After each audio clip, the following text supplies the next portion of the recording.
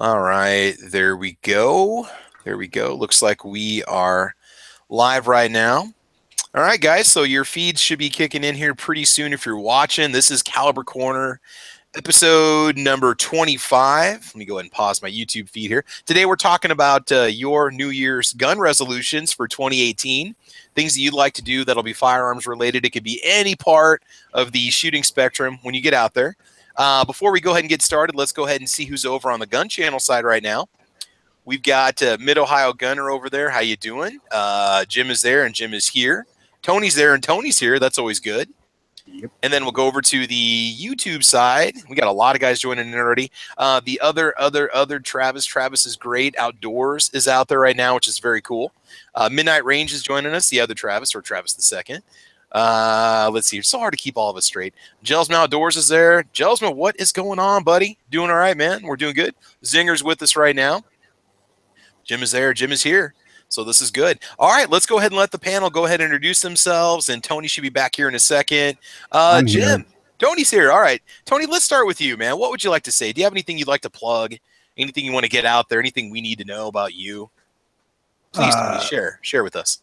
Just that I sit in and do the early watch weekday mornings from 8 Central-ish to 11 Central-ish. Okay. Depending on when my co-host actually gets out of bed. It is a not safe for work show. So keep that in mind if you decide to tune in. There we go. Now, what was your just milestone that you guys just accomplished recently? How many episodes did you just broadcast? did our 200th yesterday. Sweet, sweet. Very cool. And what was your specific topic yesterday? What did you guys cover? Hell, I don't remember. There you go. Not remembering and how to remember. There you go. Seriously, we kind of just discussed what we were planning to do with the show. Oh, okay. I started a new segment where I'm starting to read books on the show.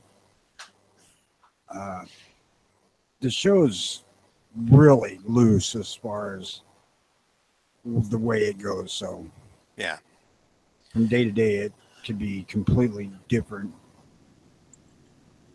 And it is what it is. We're not trying to do anything super organized. Well, you guys always have a lot of good topics that you talk about. It's good that you always talk about government policies and you talk about just ridiculous decisions that our lawmakers are making and what's going on. And I like to listen to because you guys have a good variety going on. And I mean, it's, you pretty much tell like it is. And I think we need more of that. We just because of go through the news and find news stories that either piss me or Jimmy off. Yeah. And yeah. That's it. Man, I'll tell you, it is crazy stuff that's going on out there. I know I just saw Matt's Patreon post about, he's got that video he's going to be posting on YouTube, hypocrisy going on out there in the media and representatives. And it's a very good video that he's going to be pushing out on YouTube and gun channels. Make sure you guys check that out. That was a good one for Never Enough Ammo. That's something else I was thinking about the early watches. While we do have a Patreon account, I have no idea anything about it. Okay. We will never do Patreon only stuff. Yeah, yeah. Well, Matt will push the videos out first, and then he shifts them over to YouTube. It's just a little perk for being a member. You get to see him a day or two in advance. He does have some exclusive chats. Once in a while, he'll have them, and so they're fun to join in on. But he always makes sure that you get the full content on YouTube and gun channels. Me and Jimmy decided that that's not how we want to roll. Yeah. And I'm not knocking anybody who does that. Mm-hmm. We're just trying to keep the early watch absolutely grounded and honest. Yeah, yeah. No, and I think that's a good thing. I think we need more of that, man. When you start putting out exclusive content or where you have to subscribe for 10 or 15 bucks a month, I mean, it's expensive enough being a firearms owner that you start throwing on all these extra costs just to enjoy the media of the world that you kind of contribute to. And that can really start to get expensive quick, especially if you got more than one channel that you like to watch. So I'm the same way. Me and Jimmy started on the show at the same day, first day. And I didn't realize that because I thought I'd come in on day 2 or 3, but he said, no, he went back and checked and it was the first day. Okay. And we discussed it about a week into it when he decided that he wanted me to stay as permanent co-host. and there's not any thought of money. Yeah. We didn't go into this to make any money, and we're not going there either. Well, and YouTube's not making it any better with the monetization anyway. It's not like you can really make anything off of. You have to have an insane amount of views to even make the minimum payout every month. So, I mean, it's crazy. Plus, getting hammered on your account and stuff, and it's crazy. We do have some Patreon support, and I appreciate the people who do that. Cool. But it helps Jimmy to keep Mhm. being able to be on. I Mhm. haven't seen a nickel out of this thing, and I don't want to. Yeah. Well, there you go, man. Good deal. All right. Well, thanks for joining us, Tony. Appreciate it, man. Every Saturday, it seems like you've been here, so I appreciate you doing that. Oh, it's my pleasure. Thanks All for right. the invite. Cool, man. All right. Triple D, man, what would you like to say? You got anything you'd like to plug? Any channels? Anything coming up on your channel? Or how you doing today, man? Oh, man, thanks for the invite. It is just balmy here in northeast Nebraska. I'm thinking here, if we can get 2 more degrees, it's going to be all the way up to as far as 0. Nice. It's below right now. So, as far as anything to plug, you know what? I haven't had any time to touch my channel. So, Yeah. you can go to Triple D on YouTube, but you're not going to find a whole lot other than what I've posted from our Second Amendment rally on November 5th. But you know what? Thanks for the invite. It's just good to be here. I am heading to work, so I'll be vocal when I can, and I may not be around a whole lot. No, that's all right, man. I appreciate you joining in. And for those of you that have never experienced 2 below 0, for the first couple minutes, you're okay. What you notice is that your nose will freeze shut as soon as you walk outside. That's the first thing that happens. And you feel okay, but then you start to get this stinging in your face and your hands. And it's, it doesn't seem no matter how much you bundle up, Sub-Zero is a very interesting thing to have to endure. You kind of get used to it after a while going outside for short periods of time, or if you work out in it, you can adjust to it, but it's just not fun. It's not fun. But anyway, if you spend enough time you'll get into it. Yeah, you start eventually. You just can't feel your fingers. You can't feel your face. You can't feel your toes. The first couple of minutes, you'll notice that breathing in becomes kind of painful. Yeah, it kind of hits your lungs like the first time you take a puff off a cigarette. It's like, oh my God, it kind of like hits you like a lead weight in your chest, man. Oh God. I mean, if you work and stay active, it's not bad, but yeah. I'd rather exert myself at altitude than in super, super cold air, to be honest with you. Not unless I had something covering my face, and could warm the air a little bit or rebreathe the air. Well, you know what? I got a cousin that's skiing in Colorado right now. It was 42 degrees up on top of the slopes. On top of the freaking mountains in Colorado, it's warmer than it is out here in the Great Plains in Nebraska. I think I'm near the hot spot of the group here. I don't know about the one guy, but I'm at 6. We're at 3. We're at 3. I mean, 0 to 20 doesn't really matter. You kind of notice the difference once you get above 10 or 15 degrees, but oh man, it's just not fun. I was wearing a stocking cap right before I turned the camera on, so.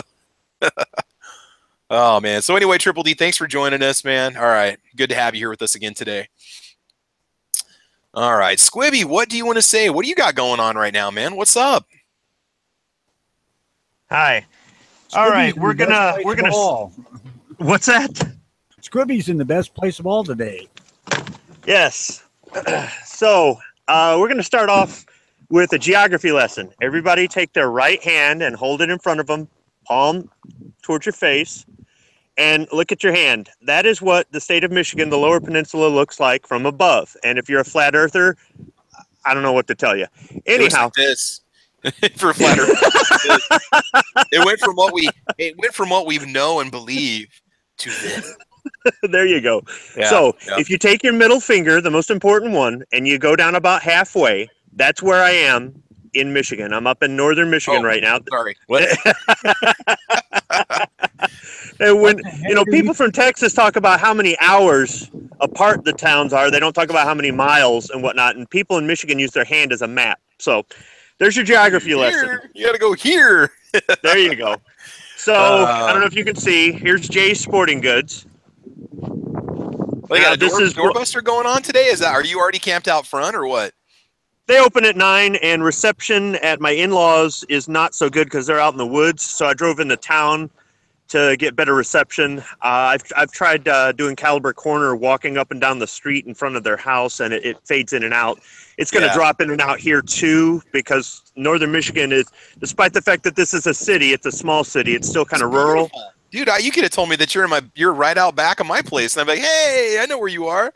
Sweet. So Jay's is local. They're here, and they're in Clare, Michigan, which if you take your hand once again and put your finger right in the middle of your hand, that's where Clare is. They've got 2 locations. This one used to be the Kmart, and they had another store slightly smaller on the other side of town, and they bought the old Kmart building and remodeled it. And on this end of the store, they've got another chain that's in Michigan, only in a few places, called Cops and Donuts, and it's a donut and coffee shop that, well, they have cop memorabilia and stuff like that in there, and it's pretty good. But I thought I would just come on in here for some reload supplies, and since the reception is better here, just come on out to town. In beautiful Gaylord, Michigan, 3 degrees, just like you. We got snow right now, but tough. You see, he ain't got gloves on. This one was I sent pictures in. This one was featured on Daily Gun Show. This one and the location in Clare. Okay. So it's already been on gun channels, but since they let me take pictures before, I'm sure I can walk in here with the camera on live. You can see we're doing free advertising, man, all across the internet just for them. Yeah. So they've got this sign, and then they've got another one further in, you can see, and this is at both locations. So all guns and bows in a case, bag, or box. This excludes CCW and open carry. I like that. So you can walk. They honor Michigan laws. Even Cabela's, it's concealed carry only in Cabela's. If you have an open firearm, I believe it has to be encased or it has to be in its box. Yeah, I don't believe you're allowed to open carry into Cabela's, which kind of blows my mind. But that's just their company policy. But I know you can conceal carry. Now it might depend on the store. There might be managers that allow it in certain locations, but at ours, I've never tried. I've concealed only. One thing I will say, it sucks to see the retail stores disappear and to see things like Kmart disappear, but it's cool the businesses that have moved in their place. It seems like every place I've ever gone to that had a Kmart move out, some new business has moved in, which I thought was really cool, and it brings in stuff like what you see. That place looks fantastic, man. Kmart's responsible for their own damn demise. Oh, I know. Well, buying up Sears and buying all this other stuff, and whatever way they were. Trying to get away from what they started as and going a little more upscale, just kill them. Yeah. I mean, they were definitely out of their price point for their shoppers, average shoppers. But all right, okay. Well, we're gonna move right along here. Night Strike, how's it going? It's the lag as the reception. Yeah, if you've got a mom and pop, it's kind of hard to grow it to this size. But I got to say that this. Domo arigato, Mr. Squib, you're starting to robot out, buddy. Just a little bit. And it's going fine. I'm enjoying my nice 33 degrees. Oh, I would give anything to be above freezing right now. No, I'm not complaining, because a couple weeks ago I was complaining about how we didn't have winter. You say that, but it was 28 60 last night. Oh, that's awesome. That's shorts and t-shirt weather for me, bro. I'd be out working in the yard. Yeah, you'd be mowing the lawn then. Yeah. I actually was about to a couple weeks ago because it looked like my grass was starting to fire back up again in January or December. So, oh man, Night Strike, you got anything you want to plug? Any shows you want to talk about, or there's only one thing. There's only one thing I want to plug, guys. If you don't know about it already, go to PalmettoStateArmory.com. They have lots of right there. I actually walked into a Palmetto State Armory yesterday and actually went and bought a couple AR-15 parts. Did they give you a check? Dude, I wish they would give me a check. Well, they should. They should, but they don't. So I'm the unofficial, unpaid supporter of Palmetto State Armory. And they got some good things going on, man. Intermission Tuesday nights, 9 o'clock. Did you get your stickers? I got mine. You got yours. You need to show mine are upstairs right now, so yeah. You need to show them off, dude. I think They're he actually, did. mine are upstairs in the kitchen. I haven't figured out. I got to wait till I get my vehicle clean so I can actually put it on the back window of my vehicle. My vehicle looks like I've driven through a mud pit, salt factory. I mean, it is so caked and crusty right now from highway travel. It's unbelievable. Put And it one hasn't on been the warm enough safe. to wash it. Put it on the safe. I'm gonna have to do that. I'm gonna have to do that. Put it right above my head so I can duck down and it'll say hit or miss every time. Yes. There we go. Caught that GOA sticker in the background there when you ducked off. Oh yeah, There it is. yeah. Good stuff. Because I'm in that one, the Nebraska Firearms Owners Association, Gun Owners of America. I just joined them. I have not renewed my NRA stuff yet. It's still sitting on the counter. It's still staring back at me, but I haven't done it. I'm not going to. They need some mega change. All right. So we got hit or miss Tuesday nights, 9 o'clock Eastern time. Is that right? Yeah. All right. So what do you discuss on that program? What is the main topic? What I don't know. You're there every night. You're there every Tuesday. We talk about anything and everything. Exactly, and that's what's cool about it. I mean, every time it seems to be a hit with me, man. I really do enjoy it. It's always a good time. I look forward to it. Awesome, man. All right, Midnight Range, Travis, what are you doing? Midnight Range TM, what do you know, bud? Cooking, of course. Hell yeah. You got a busy day today? I don't think so, man. We got some gnarly snow this morning. I think it's going to kill us. So we're give you a break for once. Yeah, maybe. Yeah. But when you're standing around, it kills you because the time takes forever to pass. But we got a lot to do for tomorrow night, so we'll be busy. So let's see. Will you be doing a closer at all or not? I'm going to try to, but it might be 2018 till I started it up. So we'll see what happens. Now, would you be going after G-Webs is done with the Daily Gun Show or right before? No, I don't really know. I really don't even want to say because depending on how busy it is, I might get home at midnight. I might get home at 1 a.m. So okay. If it's not too late, I'm gonna fire something up. If it's too late, I might hold off. But I'm gonna try and get something tomorrow, just for fun.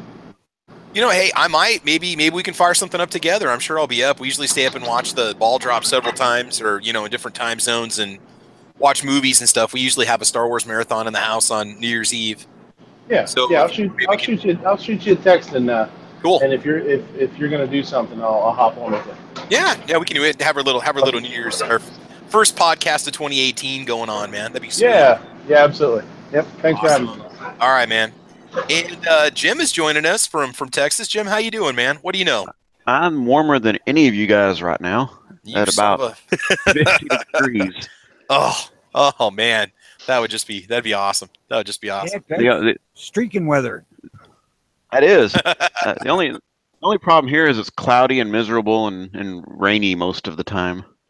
Oh, what's with all these guys from Dallas that are watching? Jim, did you bring your family with you? There's like 4 dudes out in the chat on the YouTube side that are all in Texas. They're like, 46, 50, we're laughing at you guys. I'm like, really? Really? So the one thing I'll say about Dallas is every now and then, and I grew up in Dallas, you can actually get some single-digit temperatures in winter. Oh, yeah. It happens every now and then. My buddy, my best friend, and his wife live down in Wiley with their kids, and we'll send the kids winter coats because they can't ever seem to find them in the stores and stuff. So we just go to Walmart and pick them up and ship them because they usually get them in September. So, yeah, you guys get some crazy weather down there too, man. You guys have some nasty springs and summer storms and stuff. Good God. Hail, dude. Holy crap. Dallas can get some legit. My daughter just moved up to Dallas, and I told her, like the first weekend she moved up there, they were having some really heavy thunderstorms and stuff. Yeah. Dallas can get some legitimate severe weather. Oh yeah, two summers ago it dropped softballs on all the suburbs of Dallas. I mean, it literally punched holes in every. I went there to visit my buddy about a week after that happened, and everybody had tarps on the roofs. It looked like a war zone. There was rubble on every corner. I mean, there were windows boarded up. You would think that it was like something from The Walking Dead. You're driving around oh my God. You get the nasty stuff. Yeah. You ain't lived until it's 20 below wind chill. Oh, yes. I'm sure. I'm not. Yep. About the best I've ever gotten in a Dallas winter was, about 9 degrees and the wind chill was about 0. It can still. Let's see. Philo's got a question. I don't understand how you survive in sub-zero. How long can you be outside before you start losing toes or die? Philo, if you bundle up and you dress appropriately for it, you can stay outside indefinitely. If you got like a nice base layer or some thermals and you got good gloves and as long as you keep your core warm and your face, if you're working outside, you can stay warm as long as you need to. But I don't think you're going to go very long. Hypothermia would probably kick in within 30 minutes if you're not bundled up appropriately, especially if it's sub-zero. So yeah, I don't know. I don't stay out long enough to lose toes or die, so I really can't answer that question. Tony, what do you think? You got some experience. I don't know. I would be outside for 2 and 3 hours at a time, not doing anything but sitting on the tractor. Yeah. And it was never super bad. I mean, at some point your face starts, your eyes tear up and that shit starts freezing on your face. Yeah. And then you have to go in. Well, it's the wind. It's the wind and blowing snow that makes it nasty. It isn't necessarily just the cold. Because if it's cold and it's not windy and you're moving, you can tolerate that. But okay, Travis. Yeah, go ahead, Tony. People acclimate to it.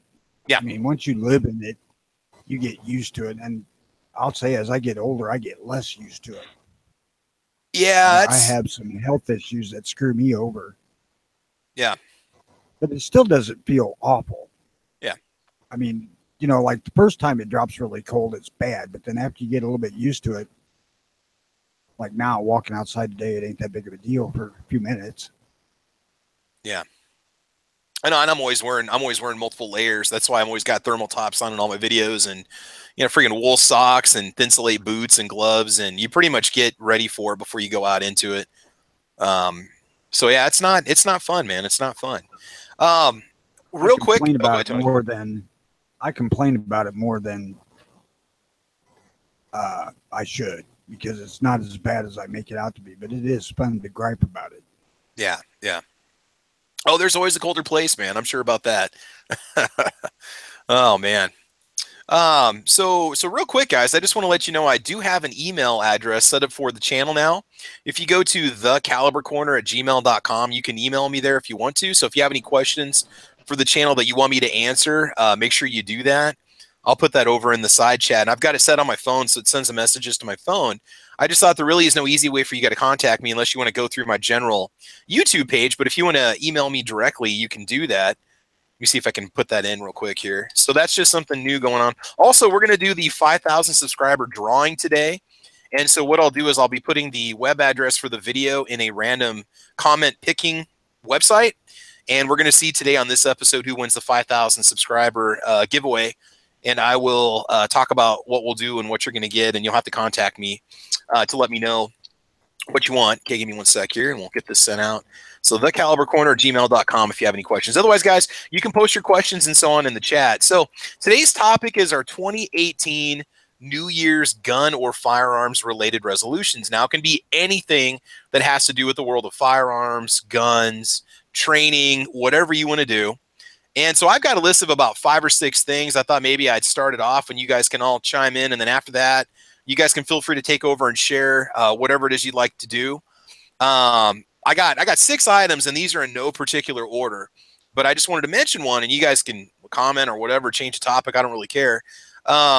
Number 6 on my list, I came up with 6, is a little bit of exercise. I've noticed that when I'm at the range, after a couple hours, I really start to get tired. From walking, we're going 100 yards back and forth, setting up targets, moving around, going through snow and stuff. And I noticed it when I was at the range. I did 3 videos in the snow. One of them was that drill test. And by the time I got done with the second video, I was getting pretty tired. And I thought, man, I've only been out here for like an hour, So I would say some definite exercise, whether it's just getting out and walking more or eating a little bit healthier. Travis, it's yeah, what's up, man? Eating too many runzas. No, I've only had 2 in the last 2 weeks, so I've been pacing myself. 2 in the last 2 weeks. That's probably too many. You know what? I just had one a couple days ago. You eat one of those things, man. John, Triple D, you can chime in on this. You have one of those. You do a whole runza combo. You're ready for a nap like 30 minutes later. If you guys don't know what a runza is, you need to look it up. It's RUNZA. They're like a baked cabbage roll with hamburger and just deliciousness in a bun. They are freaking amazing. But no, I don't know. Maybe it's because I'm getting a little bit older, but And I'm not walking as much as I did this summer because I'm not, it's just the weather's a lot colder, so it's harder for me to stay out longer. But definite exercise, I think, is one thing I want to do. You guys want to chime in? What's something that you guys want to do as a resolution for 2018? What's something you want to work on for firearms related shooting, training? What do you guys think? Yeah. I've been floating the idea for about a year now that I want to start offering free CCW training to food stamp recipients here in the area, because Illinois has made it very hard for a poor person to acquire a CCW permit. Oh yeah. What's the cost? What are you looking at? What's the class and what's the fingerprinting fee and all that stuff, or whatever they do for you guys? And then I'll talk about what Nebraska does. What do you think? My cost was $150 for the course, which I only had to take half, but I still had to pay for the damn thing. Yeah. And $150 for the permit. But now you're out $300. It's also $50 for the. It's $50 for the fingerprint fee, but you don't have to do that. Oh, I didn't. So they make it optional? Yeah, they just say I make it quicker and less likely that you'll get rejected because of a mistake. Oh, okay, I gotcha. And I'm like, you guys got my fingerprints enough already. Forget that. Kind of with my strike on the fingerprint thing. Piss on that. Yeah. That's $300. I've given up on that, so don't even bring it up. What's that? That's the whole fingerprint thing. Yeah. One of the things that the wife and I have discussed several times, and I'm thinking that I'm going to buy like 3 or 4 just cheap handguns to. They don't even have to bring handguns, ammo, anything. Just come, do the class, and go from there. Yeah. Those SD9 VEs, decent, or even the Tor PT111s would be good to do. I'm well aware of the SD9 VE. I'm carrying. Oh yeah. No, that's one of my favorites, man. That's a good one. Very, very easy to shoot. Trigger takes a little getting used to, but that would almost be a good starter pistol, though, for some people.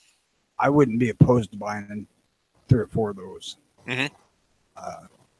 Catch them on sale, and it would be all right. Yeah, I think Palmetto had them for $249 on Black Friday or around the holidays. That's a really good price. I mean, brand new. Sometimes they're even less than that at some places. Yeah, you get it for $249, then $25 rebate from Smith & Wesson on the thing. Yeah. It's a really good gun, too. Now, with the CCW thing, you would do this. Would you offer these courses at a local range? Yes, I would do them at my range. I would offer the classroom here. I'd do it at my house. Oh, okay.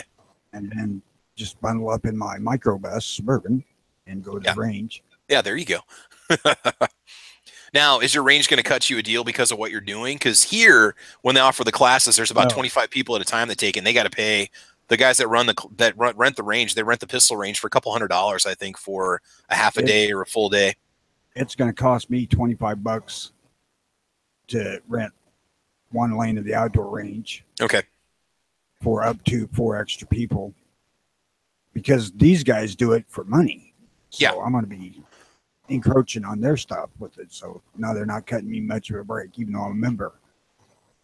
Oh yeah, I mean the guys that run these classes are making bank. If you do 25 students a week or every other week times $100, $5,000 a month, and I mean they bring a lot of gear with them. They bring a lot of pistols and ammo, and they basically supply it to you. If you don't have one, they lend you one that you can use, and the gear and stuff. And there's a big investment on their part, but they're still doing really well. I mean that's a pretty decent. Right, I'm looking at doing like 3 or 4 people at a time. Not huge groups. No, and it's cool that you want to offer that. I think that's a really good thing because I think people need that opportunity to get that training. And it is a financial burden, and it does infringe on your Second Amendment rights because it limits your ability to bear arms.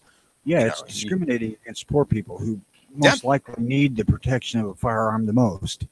Yeah, and if you're in a place that doesn't allow open carry, then you're really being held against your rights when you think about it. I mean, if they don't allow you to open carry without any kind of permit or license, some states are like that. Yeah. This one is. Nebraska is the same way. It's about 100 to, well, anywhere between 75 and 150 for the class. And then you have to get fingerprinted. You have to pay for a formal background check. And I think it's done through the FBI. The State Patrol does the fingerprinting. They do this. And they don't just fingerprint you, man. I did go through and I did it because you have to do it in order to get your concealed carry permit. They scan every square inch of your hand. They have a new scanning device that they use. So you're there. I don't know what they think you're going to do or why they have to do that, but they do. And honestly, I mean, me being an educator, my prints are already on file with the state anyway, because they have to be. You have to have them on file to get your teaching certificate. And in fact, they make you do that, I think, 2 times, and that's, I had a firearms permit to work carrying a firearm in the state. So they already have all my crap on record, which is why I didn't do it. I mean, I've already got them. They don't need them again. Yeah. And I gave them my information, and that's why I didn't have to take the class, because I've already taken firearms training. But I did have to certify with the weapon again. Yeah. Oh, man. I still had my TAN card from my state permits. It's a TAN card is what they call it. It's my state firearms permit. It was expired, but it was still in the system as having existed. So, you're exempt if you're a former law enforcement or military or a couple other things. Yeah. If you've had the state license before, because you've already had that firearms training part of it, but you have to go in and certify that you can shoot a gun. Yeah. Now do you have to have an instructor's permit to give the course in your state? Yes. Okay. Yes, I gotta go through the freaking NRA training course to become an NRA instructor. Yeah, I'm looking at the Texas fees now. It used to be $140 to get a license to carry, and last year I think it was it? I don't remember if it was 2016 or 2017. They dropped it to $40. I'm trying to do this as a form of protest against our state's concealed carry setup because it's too expensive. Yes. I mean, it just exempts poor people, like single mothers raising kids. There's no way they're coming up with $350. And this is before you even buy a gun. Yeah. Or ammo or safety equipment. Right. I'm going to provide the guns, the ammo, all that for them. They don't have to pay nothing to do the class. Yeah. Yeah, it is definitely one of those things that it is a financial burden, especially there are people that are on fixed income or elderly or people that just generally are on whatever kind of economic situation where they just either don't have the money or can't seem to find the funds. And I'm not making excuses for people that don't take care of themselves. I'm saying there are people that genuinely, somebody say on disability, that wants to get one, but they'd have to put back money for a while to have what they need for the whole process. Because you're talking about, and then getting yourself a gun, you're looking at maybe $200 for a pistol if you want something decent, that's going to work for you.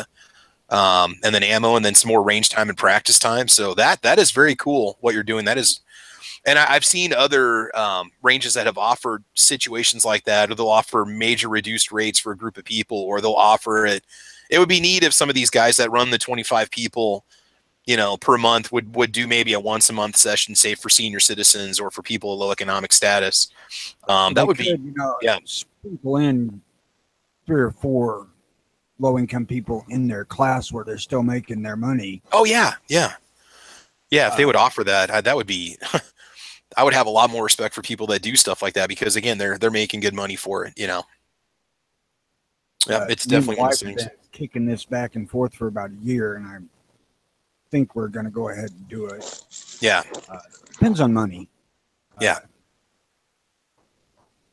because I'm going to have to invest probably $1,500 to do it, and I don't know. This year I've got other stuff I want, so yeah, I have to decide what's important. That's part of the problem with my resolution list is it's all going to cost money, and I'm sitting here thinking, okay, what's the most feasible at this point? What's something I could actually accomplish? But no, man, I'm telling you. All right. Well, good idea there, Tony. Sounds like a good one. Squib, what about you, man? Do you have any New Year's resolutions on your list? What do you think? Anything you want to do, or what do you got? Actually, I do. I guess I got far enough into the store that the reception finally just gave out, huh? Yeah, it froze up in the menswear. Oh, okay. So you guys didn't even see all the gun counter. I had all this gun porn. Shortly, and then it dropped, and I was like, oh man. Yeah. So what do you want to do for this year? What's your New Year's gun resolution? Do you have anything? Firearms resolution? Actually, yes, I do, and it has some stuff to do with my change of jobs. Okay. I went from a great paying job with great benefits that I didn't like to a job that pays the bills with no benefits that I don't like. So because of that, I don't have the vacation time to travel out of state like I like to. Yeah. So we've got to change how we do our family vacation. So instead, we'll probably be coming up to northern Michigan a lot because my wife and I have our weekends off, and we can come up here for a weekend affordably and without needing to use a week of vacation that I don't have. Yeah. Yeah. So that's going to affect what we're doing. Also, not having as much disposable income it means that I don't have as much money to spend on guns and reloading and things like that. So that being said, I need to maybe roll back some of my my habits as far as purchases, and I need to take advantage of the fact that we're going to be up here where I'm at right now, Jay's Sporting Goods. They have a layaway program. Okay. So they take the value of the firearm plus the total sales tax, and you have to pay a minimum of 10% on that. And then every month, pay a minimum of 10% of the balance, and you have up to a year to pay it off. I have never done a layaway on a firearm. Wow. But if we're going to be coming up here probably once a month anyhow, I probably could take advantage of that. In addition to going in and they've got an excellent reload department, and I don't have to pay that hazmat fee or shipping if I buy it up here. Yep. So if I'm saves you $20, $30. So I'm thinking about just using the fact that our life has changed, our lifestyle has changed, where we're going to be, how much time I have, and how much money, and probably just focus a lot on just getting maybe 1 or 2 firearms this year and just using the layaway program. There's no interest on it. There's no fee unless they have to do a restocking. Yeah. So it's something new for me. I know a lot of people do layaways. I have. Yeah, 90 What days. did you think? Did you think it was a good program? Well, yeah. It's the only way to buy guns if you can't save money. Yeah, a year is very, very fair, especially with no interest and no additional fees. A lot of places are 90 days, same as cash, or 30 days, My local's 60 days, but because I'm a long-time customer, they'll let me go as long as I need to. Well, I think 12 months for this place is more than reasonable. We'll probably be coming up to northern Michigan at least once a month so I can make my payment. The problem is I may be torn between making my payment and making a purchase. I just walked out of there with $135 in reload supplies, which reloaders know that's really not a whole lot. I only filled one one shopping bag this time. But, well, you can if I Scribby. What's that? You can mail them payments. Yeah, he did say that. He said that you can call it in over the phone or mail in payments. But if I tell my wife that I've got to come into the store in person to make the payment, then, oh, darn, I got to go into the store. Oh, shoot. Looks like we have another road trip.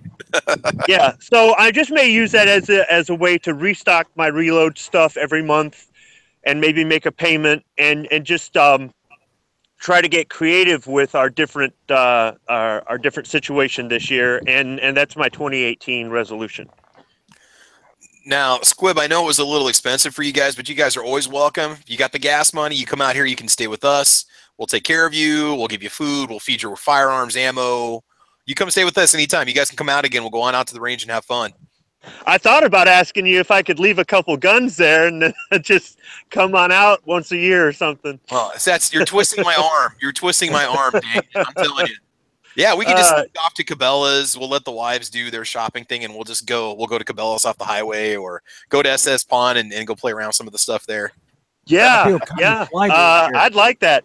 Actually, you know, I talked to the production manager, because I guess he's the one that schedules a vacation at the factory, and he said, "Well, I could let you take a long weekend. Of your days off would be unpaid, of course." And I'm going, "Oh yeah, of course." Yeah. Like, long weekend? What do you mean? "Oh, you know, like maybe a Friday and a Monday." And, oh, how far can I get in 4 days? So it'd be like, "Hi, Travis." Hey, bye, Travis. Welcome. Bye. We pack lunch for you. See ya. You know. But yeah, actually, I would love to bring the family out there. For anybody who has never been to Nebraska or has only driven through or has thought Nebraska, it's just a bunch of cornfields. There's nothing to do out there. Wrong. I want to come back. I want to come back out there. It's really, really nice. There's peasants out there, right? Peasants or pheasants? Peasants. Oh yeah, probably both. Nah, Tony, you can hunt anything you want, buddy. We got everything. We got everything out here, dude. I mean, seriously, any kind of short of like wild boars or whatever, pigs and stuff. We don't have those, but whatever you want, man. I mean, it's a lot. I guarantee almost all of it's on natural resource land, which is public land that anybody can hunt on for no fees. It doesn't matter. Whatever you want. I mean, yeah, everything. So I like it out here. And, we just got electricity last week, so that's definitely a bonus. And I just put a new post out front to tie up my horse, which is really good. Now I don't have to lose him out on the Great Plains anymore. So we don't look at this guy. We don't have much in the way of pheasants. The blizzard of 78 decimated our pheasant population and never recovered. You almost never see a wild pheasant around here. Yeah, yeah. And that's my favorite freaking game of all to eat. No, you can just go north. There's a lot of natural. I've done it before. I got to go about 40 miles, and I've got open land that you could go hunt pheasant on if you want to. Now I haven't done it for a couple of years, but I have, and it was a lot of fun. It was really not that bad. And dove is another one too. If you like dove hunting, we have lots, and we have no bag limit on a certain type of dove that we have in this area, the ringneck dove, and so you can bag as many as you want. We've got a pretty decent season on that also. Dove was a bird that was engineered by Winchester and UMC to sell ammo. I think so. I really do. That and the snow goose. That's another one that we don't have a bag limit on either. That's another one. You can just drop them however you want. I mean, there's tons of them out here. They compete with the Canadas and a lot of the other ducks for water space. So they're a fairly aggressive breed, but I've seen guys shoot at doves out here, watch the dove turn around, flip them off, and then step out of the way of the shot. Mm-hmm. Pretty much. Oh man, I'm trying to keep up with the comments. There's a lot of stuff going on over there. Guys keep talking about training. Training is very important to do. Let's see here. So Night Strike, what do you want to say? What is your 2018 gun resolution? Concealed carry. Concealed permit. Sorry, I had something in my chest there. That's what do you want to do? What's going on for middle of January, actually? Rock on, buddy. Are you ready? You got your gun, you got your holster, right? Yeah, but I'm not sure I want to bring a full size with me. Oh, okay. So I'm looking at possibly getting something inexpensive to conceal carry. I can send you this. Okay. You can to train and certify. You should use whatever is the easiest for you to do your best with. Yeah, that's true. Whatever you know how to shoot well, man. I mean, you're only going to do 25 or 50 shots, or is this one of those ones where you do lots and lots of rounds? No, I think it's only 50 shots. Okay. Let's take a couple boxes of 45, and you'll be good. Yeah. Oh well, I've been thinking about it, and I've been thinking about getting something, I don't know, smaller, just because it'd be more easily concealable than a full size 1911. Yeah. Check out again Taurus PT111 G2. Those are usually $225 or less. I can get one locally for $180. That's a good one. Otherwise, that SD9VE is a good gun too. It takes a little time to get used to the trigger, but it's not that bad. Yeah. That's what I passed my. Actually, it's an SD40, but that's what I passed my license test with. I'd like to pick one up in 40 cal. I know it seems kind of cool, or it seems like, a caliber a lot of people don't consider, but every time we've had a gun scare, and I got this idea from Matt. 45 is better. No. Every time there's a gun scare, all the calibers sell out except for like 7mm Remington mag, 44 mag, and 40. That's the only crap on the shelves. Your 9 is gone, your 45 is gone, your 380 is gone, your 5.56 is gone. I've been through 2 ammo scares now, and I could have always bought 40 if I wanted it, but nothing else. Reload ammo and that and 357 SIG. Yeah, well, I don't even know if we have a box of that on the shelf at Walmart, to be honest with you. That's some expensive stuff. If you're a reloader, there's no reason to ever worry about where your next bullet's coming from. Well, no, I agree with you completely, but for somebody that's not into that whole investment, if you want Travis, something. Go to Cabela's if you need the ammo. They were sold out. When we had Sandy Hook, everything was gone. The shelves were bare except for your real high grade target ammo, very expensive stuff. I mean, I'm not kidding you. And then there was a lot of the rifle calibers were in stock, but they have a lot of your Wildcats and a lot of your other calibers that probably wouldn't sell out. But your 223, 5.56, 9, 45, gone. 380. Well, I could get 380 for months. It was crazy. It was always interesting to see the Winchester white box target priced ammo. Yeah. Yeah, I mean, it's and a lot of that and online they were selling stuff expensive too. I'm not just talking cheaper than dirt. There are a lot of other online retailers that, they had a 1 box limit on a box of 9 and they're selling to you for $15, when it should have been a $10 box. So, it's one of those things. The point is I'd like to get a handgun in 40 just to have for situations like that where if I want to get or if I want to be able to source some 40, I can just because it's in stock. And also, I don't mind shooting 40 cal. I actually enjoy it. I fired several firearms with it, and I shoot it well. I mean, I enjoy it. 44 is always available, so I'm good. Yeah. I'm going to admit to being the odd one out here. I don't even own a handgun in 9mm. Okay. Yep. What do you? I started with we have a 380. The wife has a 380. Okay. And a 357 mag, and the rest are 40. I started with that. I stuck with it, and was like, what the hell? So now it's almost like I just want to. All these 40 sucks guys. I just want to stick my finger in their eye and shoot 40. Well, I don't know about you, Jim, but I don't want to be on the receiving end of a Spear Gold Dot and 40 Smith. What about you? No, not at all. I mean, I know on the receiving end of a Remington Golden bullet in 22 LR. No, me too. I don't want to be on the receiving end of the Weiss P238 either. Yeah. So I mean, I don't want to get into the whole debate on 40 whether it's an effective round or not. I think it's probably going to do the job. I mean, 40 is still a viable caliber. I don't care what anybody says. It's going to do some damage if you need it to. Of course, back then, we didn't have the super efficient 9mm ammo that we do now. But like I said, just for the purpose of having one, because of ammo sourcing, for me, that's important. So, yeah. Yeah, you'll be able to shoot that 9mm more affordably. And there's a lot of handguns out there that they've got it both in 9 and 40, and it's just the size of the gun, a little bit more weight. For reloading purposes, you're going to spend a little bit more on components, but it shares components with the 10mm if you have one of those. So, yep.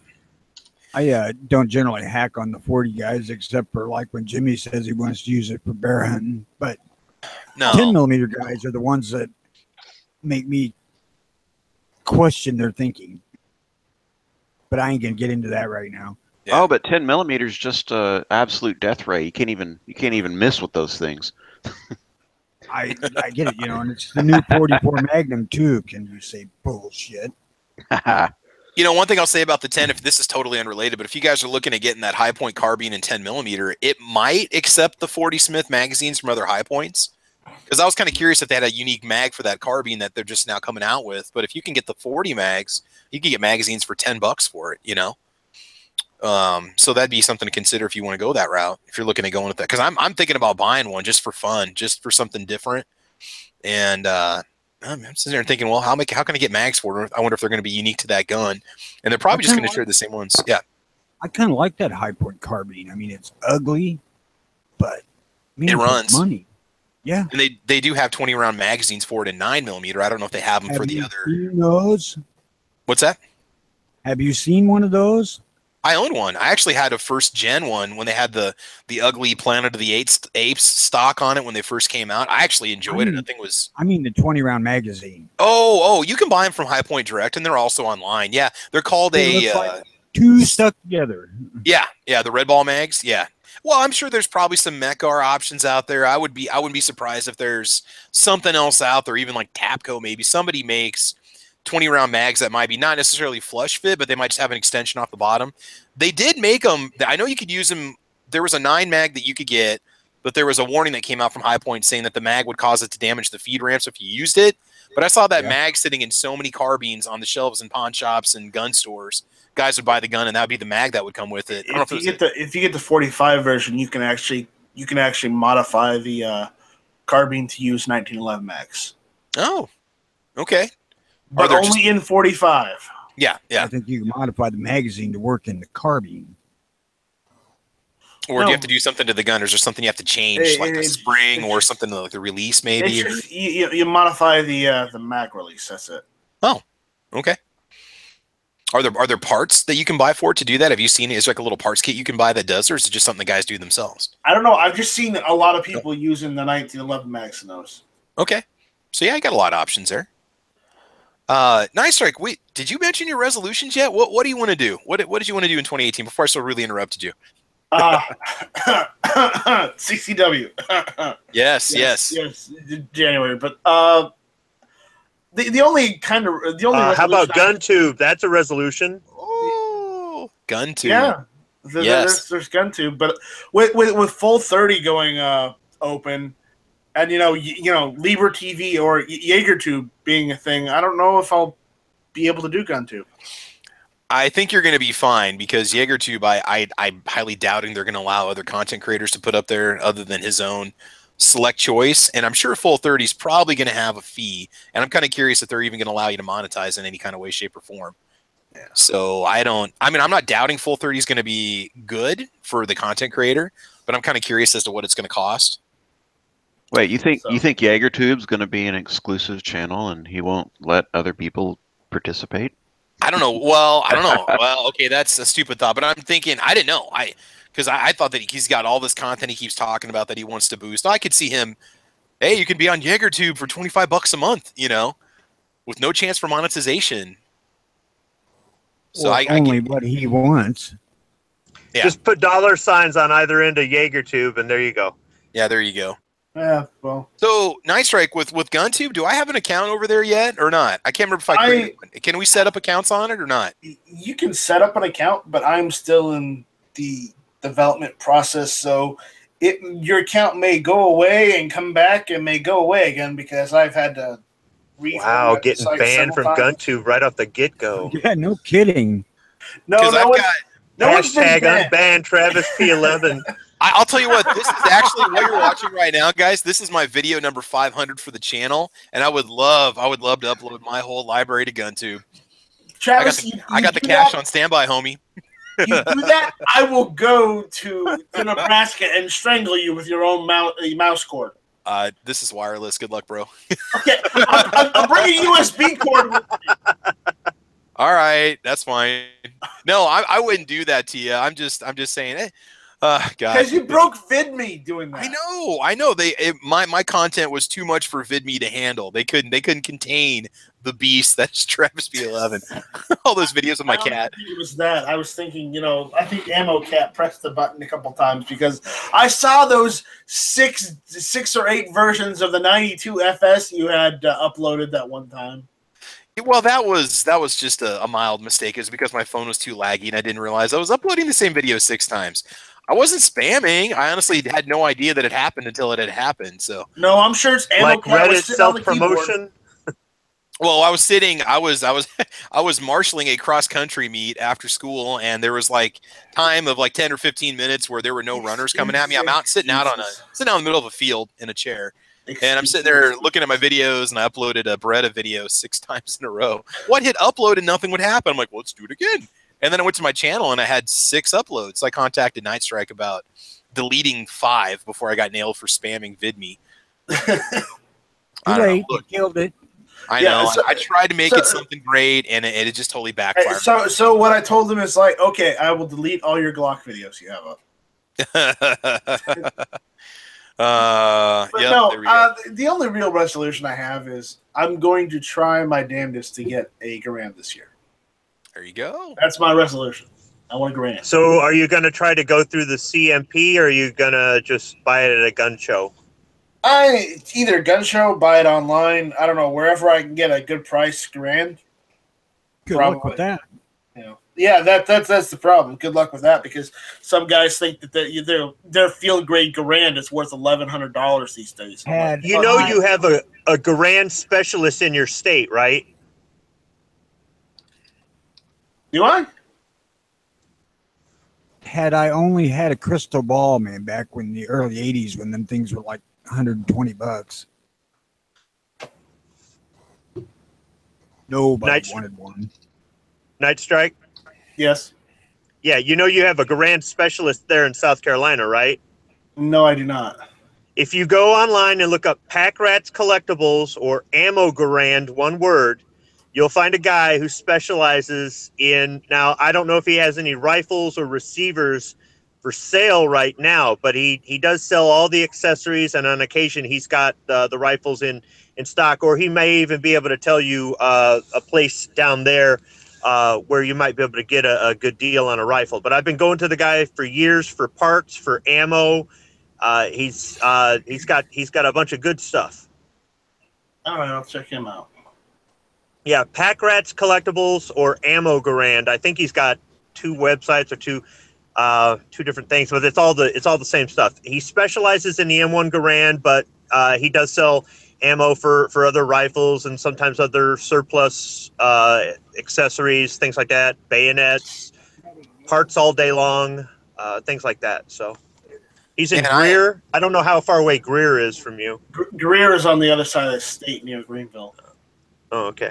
I am seeing some freaking unreal prices on Garands right now. I'm looking at Guns International. You can spend between $1,500 and $13,000 on that one Garand. They've gotten ridiculous. That's why I want one before the price goes all the way through. Good God! Sounds like the it's already last there. one I looked at was at the gun show in Novi, Michigan, and it was an M1C matching serial numbers for the rifle, the scope mount, and the scope, and it was $3,600. I don't want a matching serial number. I don't want it to look the prettiest. I want just a standard field grade model that I can take out and shoot. That's what I want. Yeah, that's what I've got. I've got a field grade one. Mine is actually a Century Arms. It's a brand new Century receiver with a combination of U.S., Danish, and Beretta parts on it. Oh wow! Yeah.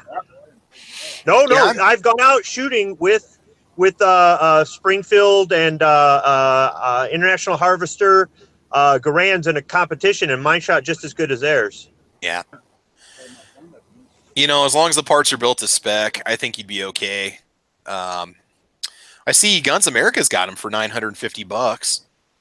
Yeah, but you might want to go through CMP. That might be your cheapest option too. It may be because Mel was telling me the other day that the CMP still has a couple for $630. But the issue is I'm not part of a collector's club, and I don't do competition shooting, so that would bite me in the ass. Because there's no place in my area that does competition shooting to my knowledge. Yeah. Yeah, the other way is the CMP, as far as I know, they extend that same thing to veterans as well. So because they consider their military training as part of competitive shooting, because that's the way you train on the rifle range. So. Maybe I'll ask Coy if he can help me get a Garand. We can do a super chat right now if you want to. If you want to raise money. No.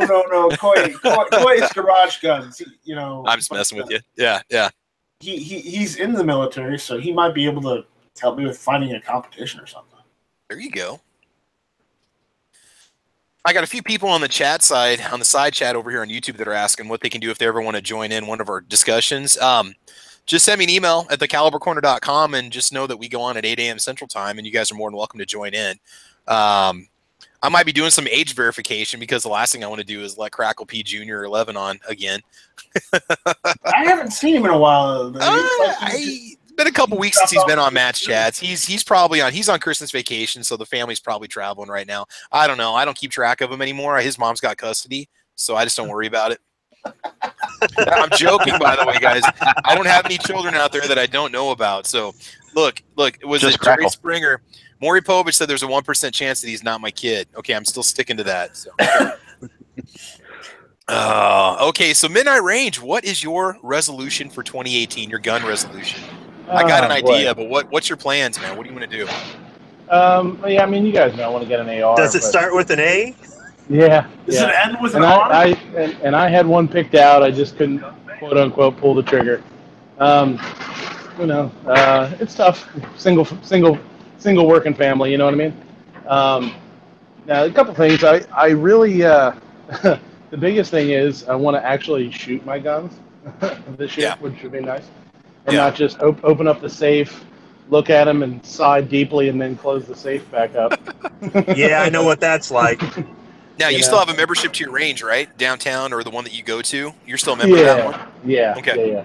Yep, I do. I always keep it up, and I have a guest pass too. It's been a rough year for us, my second thing is the way you guys all talk about 40. I'm going to sell all my 40s and just start carrying a pointy stick with me. Maybe a sharpened pencil. Yes, because 40 cal sucks. You're better off with a sharpened stick, huh? You knuckleheads talk like it's a goddamn Nerf gun or something, man. I don't say that. It'll do what you need. I'm all for it. No. The 338 Nerf Pua is a Nerf gun. That's a Nerf gun. I'm gonna get one of them boot Zookas. Yeah. Mm-hmm. That'll be all right, man. No, that's it. I need to. I want to get an AR, and I do need to get out. Hopefully when work slows down a little bit, I can start getting some videos out and start getting the range a little bit. I can definitely agree you need to get out. That's no argument. Yeah.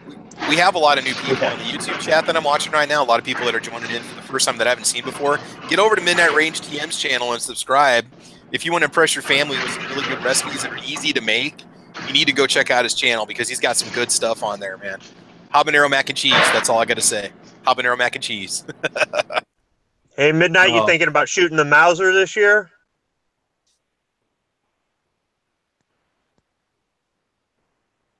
Oh, is he still there? He might have lost the signal. That's it. We can come back to him in a sec here. Jim, what do you think, man? What's up? Sorry, man. What were you saying? Sorry. Midnight Range? Asking if you were going to shoot the Mauser this year. Yeah, I love that rifle. I actually keep saying I'm going to do a video on that. I really need to because that's a cool gun. It's actually not a Mauser, but it is a Mauser. It's an 8mm Mauser caliber, but it's a Mannlicher rifle. That's a cool same piece. thing. Mannlicher Mauser, same thing. Yeah, sort of, kind of. It's German. Let's just leave it at that. It is. It's not German a straight pull, is it? No, it's a bolt action. It's a Hungarian made for the Nazis. So it's a German rifle that was made I'm sure they were more than happy to make it for the Germans when they took over their country. Yes. Really? Have you made up a batch of reloads for it? Oh yeah. That's the first rifle that I ever reloaded for. That's what I started with. So, I got my growing pains with reloading out of my system with that one. That's where I had my squib. So it actually shoots great. It's a sub MOA rifle. I had it. I might take it off and put the rear sight back on, but I actually sent it away and had a rear sight mount put on it. So it's scout mounted right now with a 2 to 7 power, just a cheap aim scope. Because at the time I didn't have a rifle with a scope on it, and then I wanted to shoot something magnified. So I sent it away, had a scope mount put on it. I'm probably going to take that off and put the original back on. It's a cool piece. Yeah, it's sporterized, which is unfortunate. But we all deal with that. With our the military rifles. It's kind of hard. It's actually it's a fairly rare rifle. It's really cool. Sat untouched in our hunting camp for like 25 years until I got a hold of it from my uncle. So it's kind of a neat find, Very cool, man. That's all right. That is awesome. Yeah. All right, man. Cool. Okay. Let's see, Jim. What do you think, man? What is your 2018 New Year's gun resolutions? What do you got? I think my biggest one's probably going to be some additional training. I think I'm due for that. The way I've been shooting this last year is training-esque, but I think some more training would be my big goal. The other one might be find a receiver on sale and build a pistol over the next year. But yeah, I don't think I'll be. For one, I got to let my wallet cool off from Christmas. But yeah, I think we're all playing catch up there. Yep. But beyond that, I might buy some components over the year and build a pistol too. But I think the big one's going to be training. I don't think I probably won't buy a dozen guns this year. Yeah, I agree with you on that. Now, I'd pull off the same thing. Yep. Do you mean training as in the cost of ammo and targets and range fees, or training in the sense of paying for a course? Paying for some sort of course, I think. I'd like to take a carbine course, but so you probably have lots of options down there. I'm sure there's a lot of places that offer it. Aren't there? Doesn't Colio Noir go to a range around your neck of the woods, or not? He's got something out in the Dallas-Fort Worth area, that outdoor one that he always does with all the tires everywhere. I have no idea. Oh, okay. I don't know if you've ever seen his channel on YouTube. He's the dude. I don't know if he's still hooked up with the NRA or not, but he does a lot of range videos. He's in the Dallas-Fort Worth area, and he's got, I know you're a ways away from that, but he's got a really cool outdoor range that might offer some good classes. Yeah, so I'll pick something, whether it's local or road trip. I think that would be my biggest goal. Awesome. Good stuff, guys. I want to catch up a little bit on the comments over on the YouTube side. I'm not seeing anything on the. Let's see here. Seeing what's over on the gun channel side. They're talking about Garands over there. Yeah, I was going to see if anybody had any. Yeah, it's gonna be an expensive year for some people. Kind of going back, looking at the comments. But they're so much fun to shoot. They just are. Yes. I would rather shoot my Garand than my AR-15, even though the sights are pretty much the same, and they're both military style or military, depending on which one you've got. But that 30-06 is pretty expensive. I have not even broke out my 30-06 reload dies. I've got a Lee Deluxe set I've never even used. I've got all the components, and I've been saving up brass. That'd be something good to do this year, is do some 30-06 reloads. I got to make sure that I load it properly so that I don't damage the op rod, though. Yeah, when I took my Garand on my range trip, I bought the American Eagle Garand specific ammo, because originally I bought a box. I bought a box of hot hunting ammo, and I was like, I'll just run that through. And then I started doing some research, and it's like, do not run modern hunting 30-06 ammunition through your Garand. It's like, oh, that was $25 I just wasted. I think the PPU 147 grain or 150 grain full metal jacket might be loaded to mil spec as well. Don't quote me on that, but that would be something to look into. But that American Eagle that's specifically for the M1 Garand is good stuff. It runs really good. Yep. I ran some surplus.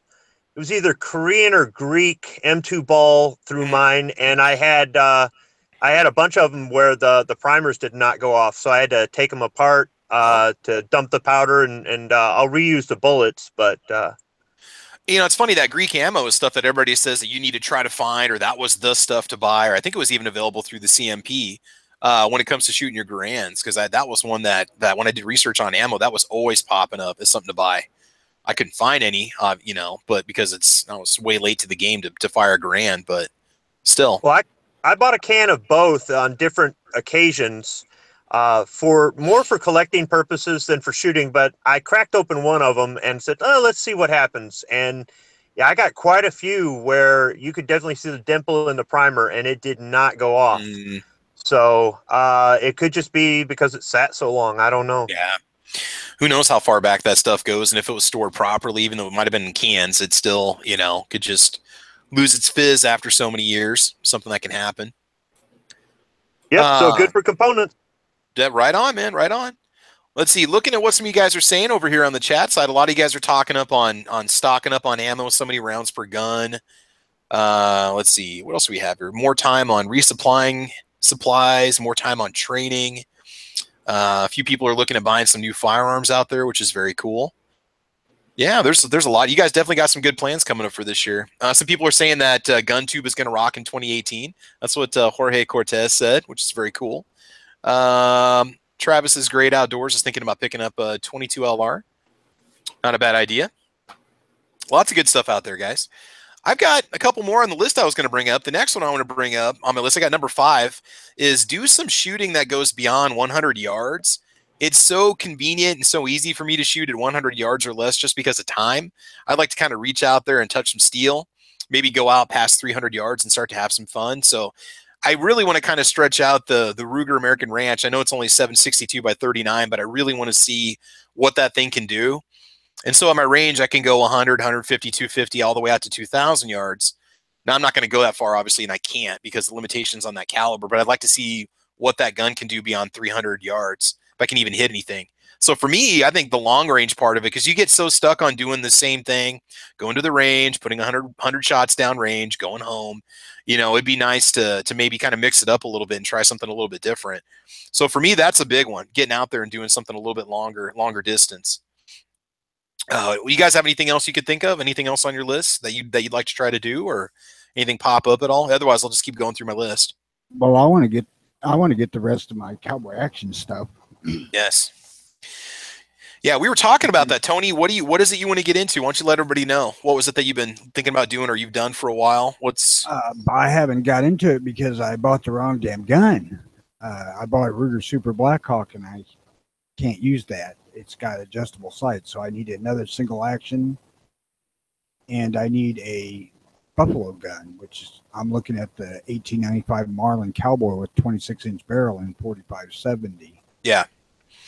So we were talking about this. You're looking at doing SAS, which the single action, is it sports shooters, or what does SAS stand for? I know it's the cowboy, the old Western style shooting. What's it? Single action shooters society, I think. Okay. Which, if you guys aren't familiar with it, you use period-specific firearms and attire, and you do, some shooting with your more traditional, kind of cowboy Western calibers and firearms. And so, yeah, it's known as cowboy action shooting, pretty much. So, and what are we looking at? What would be a total investment, Tony, to get into it? If you wanted to get 2 revolvers, a rifle, not counting a shotgun, clothes and a holster, what do you think you're looking at? $2 grand? 2,500? Probably. If you're buying quality stuff, 3.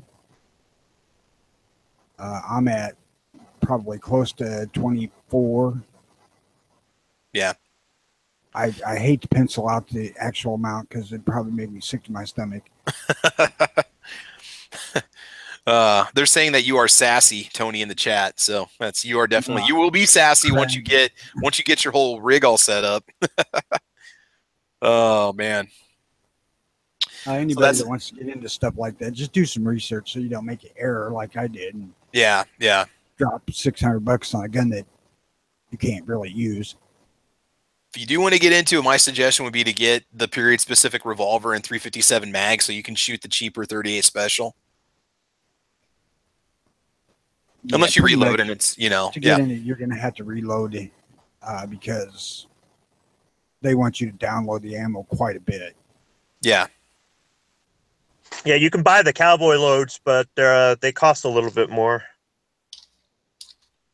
Yeah, they shouldn't because they're just less gunpowder. But well, I guess I should say the ones I've bought in the past, I thought cost more than I bought 38 special cowboy loads and 44 special cowboy loads, and I thought they were a little bit pricey compared to, say, your regular UMC target loads.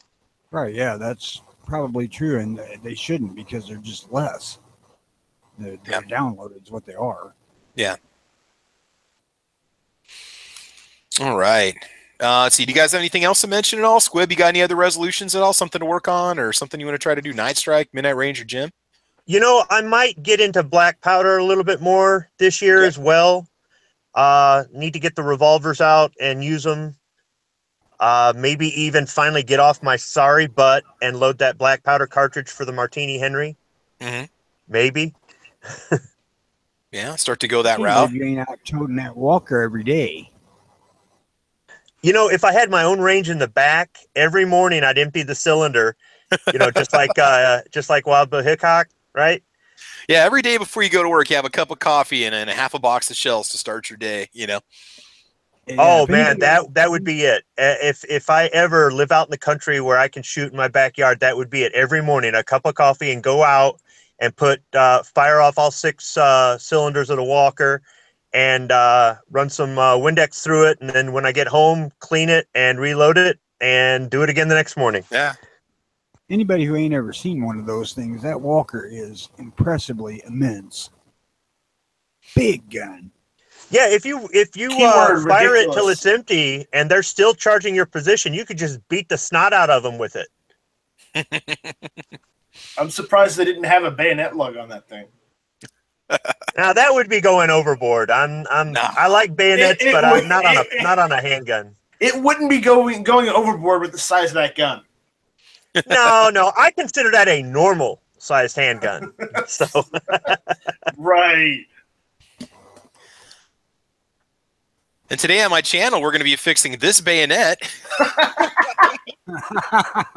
We're going to do 2 on the front of that handgun, so stay tuned. Yeah. Is that a Mosin bayonet? Man. Yeah. Good stuff, man. Well, if you really think about it, the walker's kind of with a bayonet already. All you got to do is sharpen that ramrod. Yeah, but what happens when the ramrod breaks? You can get a new one from Dixie Gun Works. It's like a small cast iron skewer. I don't think it's going to snap, dude. I almost bought a 1851 Navy right around Christmas. I considered just going into Cabela's and picking one up, and I said, no. I'm not shooting the 2 revolvers I've got right now enough.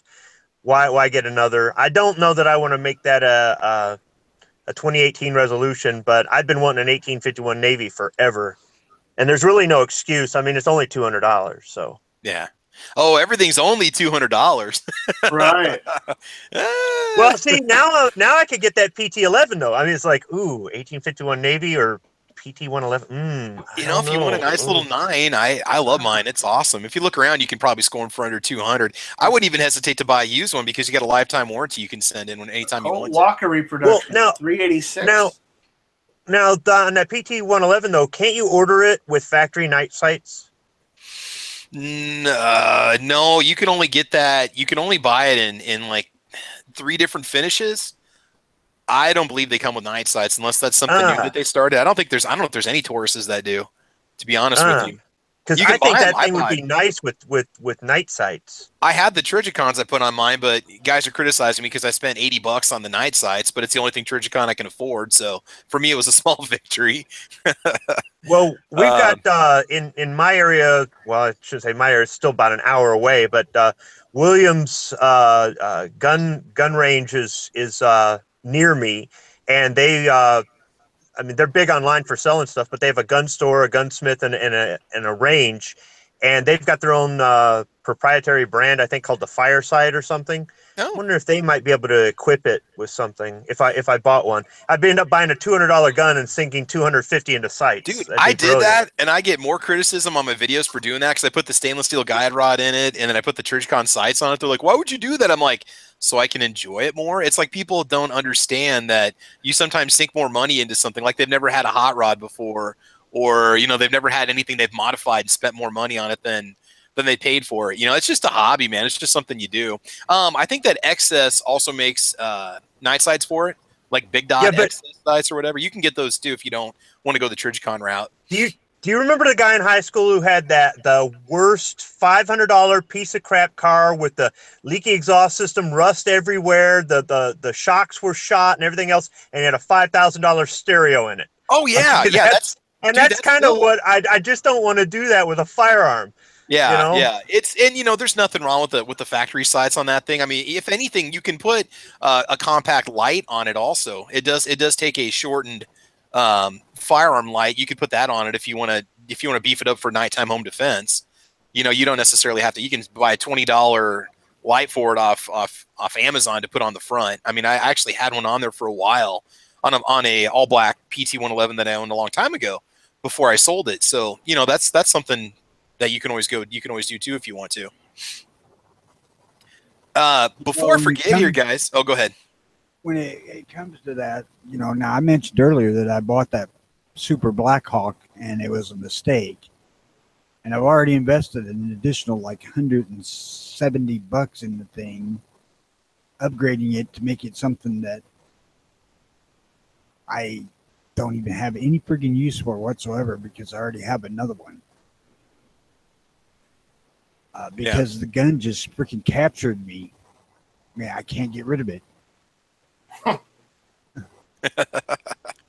You can or you don't want to? I can't now because I'm into it for about $100 more than it costs new. Well, in for a penny, in for a pound. Just go with it, man. That's right, man. That's all you can do.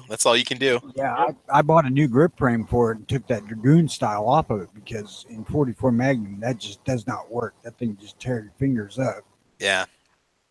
Now, see, there you go. There's another thing. I wouldn't mind getting a reproduction Colt Dragoon, and that would be 44. Quit giving me ideas, Tony. I think it's time for a second job, boys. Hey, Squib, do not look at the side. There go my weekends. Yeah, suddenly McDonald's is looking more and more appealing every day. I'm telling you. Don't forget. I want to work the gun counter at Cabela's, but I'd spend my whole check there. Yeah. Don't forget the 58 Remington there, Squib. Yeah, that one would be a good one to have if I want to try to get a good, well-rounded black powder revolver collection. 1849 Pocket Colt, 1860 Army. Yeah. Real quick here, guys. Ghost Tactical's chiming in. 2018 resolution. I want to be huge on VidMe. Well, Ghost, you're about halfway there, bro. And Ghost, you're also very popular over on Reddit, from what I've heard too. So there you go. Tell Ghost to stop self-promoting. Yep, your next says Ghost was huge in Reddit in 2017. Yes, he was. Yeah, stop promoting yourself, you 2-bit content creator. Now, that's a joke, guys. You got to be watching his channel to understand. That's just a joke, okay? That's not me actually talking. That's some other... Travis P11 is really that cutthroat and mean. So Yes, I am. I try to keep other gun channel people down. That's how I operate, dang it. That's why I do what I do. All right, shut down platforms, putting other creators down. You'll be on top in no time. I'm slowly taking over the internet. I'm taking. Yeah, right. Please. Okay. So AWAG, he did email us because little AWAG's on the road today. He says he's on his way to Delaware to pick up a press to build his AK-74. That's one of his New Year's resolutions, is to build another AK. The other is to build or buy a Romanian PSL. Happy New Year's from AWAG. So, Nine Strike, you and AWAG need to get together. You guys need to get together. AWAG can make the AKs, and you can make your 1911s and your ARs, and you guys can start up like Night Strike Works, WERKS 1, and you guys can get your gun factory going, so we can put some orders in with you guys. I think you scared him off with the word work. No, it's WERKS. Whenever it's got WERKS in it, that means it's a fun place to work, right? Yep. Very funny. Or that it's German. That means that it's custom crafted, it's over engineered, it's remember guys, artisan just means unsymmetrical and overpriced, and that's what I expect Night Strike to produce. So now what about manufacturing an American made PSL? Or did somebody already do that? Well, can we do it? Do you have to buy licensing rights to manufacture an AK pattern rifle? Manufacturing American made PSL is what we need to do is we need to measure all the we need to buy a parts kit, measure all the parts in the parts kit, and then go and get those manufactured here in the United States. If you're going to manufacture a gun, go back through history and pick out something that was unique and that nobody's making. Not like something that everybody on every street corner, every fucking city of this country is turning out. Everybody and their brother's turning out some form of AR. So what do you want to see, Tony? A Gatling gun. Ooh, there we go. That'd be a lot of fun. It'd be expensive. See them selling for like cheapest I've seen. I think it's like 16 grand. Yeah, that's why. A Gatling is really expensive to build because if you've seen some of the older ones, they're made using brass. Brass is pretty expensive. Brings down costs. Yeah, but imagine how cool it would sound if you were Night Strike Gatling Works and that was your factory and you were making you're making custom Gatling guns and 1911s and ARs and AK. So, or to be Night Strike 1 Gatling Works. I don't know. Why are we making it German anyway? I guess that's you can justify the price if you put WERKS in the. Maybe because I'm part German. I don't know. There you go. Hey, me too, man. All right, 25%. Last time I checked. Part German and Dutch. Yep. Well, I'm not Dutch, but yeah. Have you done the Ancestry.com DNA check? Yep. All right. Let's see. I'm trying to see what else we got. Okay, another thing on the list here. And you guys I should probably just boot myself out of my own chat for this. This year, I would like to buy a revolver and actually add one to the gun collection. You need to boot yourself out of this chat right now. I'm gone. Well, I don't like revolvers. I own one. I have one. Yeah. One revolver? Huh. I've had them. I don't like revolvers. Them around. I like them. I have nothing against them. I've just bought and sold any revolver I've ever had. I was either going to get a Windicator or maybe just save up and pick up a GP 100 at some point. I am going to get a Windicator. Yeah, the Windicator 357 mag with a 4-inch barrel. I mean, they look cool. You got to be careful. There are a few. I watched a few videos online and read some reviews. There are some. What was the deal? If you tighten the grip screw too much, it can actually cause a problem with the hammer. There's something with the grip screw that you have to be careful when you disassemble and clean it and put it back together. You can't over tighten the grip screw and it'll cause the trigger to lock up or the hammer to lock up. So you have to be careful with that. But otherwise, from what I've seen, they look like a pretty good pistol. You want to know how to fix that, Travis? You just don't tighten the grip screw really tight. You don't tighten the grip screw really tight, 1 or 2. You shorten the grip screw. Yeah, sand it down or just cut some of it off. Yeah. Heck yeah, that'd be the way to go. So for me, that's another one. Got to add a revolver to the collection. I love shooting revolvers. I just love them, and I always seem to be a little more accurate with the revolver than I'm even with the semi-automatic. So need to pistol whip Travis with the revolver. Yes, we do. That's I'm ready. Bring it. You want a reasonably affordable multi-shot hand cannon revolvers about your only answer. Yep. Right. How about a revolver and 40? Small 40 Smith & Wesson. I think you can do that if you go Yankee and get a Chiappa Rhino. I think there's a couple companies that are selling revolvers in that caliber. Moon tips. Taurus makes Ruger just came out with that 10mm revolver. Yeah. Oh. Why go 10mm in a revolver when you go 357? I don't know. 41 Magnum. That's a good point. Or 44 Magnum. You want to be different. You want to be special. Maybe have a whole flock of Glock 20s and all this 10mm ammo just sitting around. That's the only thing I can think of. Yep. Well, they got the 9mm Taurus. I know they make a 9mm revolver. I think Smith & Wesson does too. Didn't they just come out with one a year or two ago, a newer one? Yeah, Ruger's got a conversion one that you can shoot 357 or 9mm in. Cool. Before I give you guys my top 3 here, we do have a question from the chat. Let's run this through the panel real quick. How many guns have each of you owned? Tony, let's start with you. Oh, dear God, I couldn't tell you. We're trying to hurt your brains this morning, so can you even take a guesstimate on what you think you've owned? Probably 100, somewhere around 175 to 125 in there somewhere, because there was a while when I was younger that I was going through guns just trying to find something I liked. Yeah. I went through 50. Yeah. I mean, I'm sitting here with 4 44 Magnum revolvers right now. So that tells you.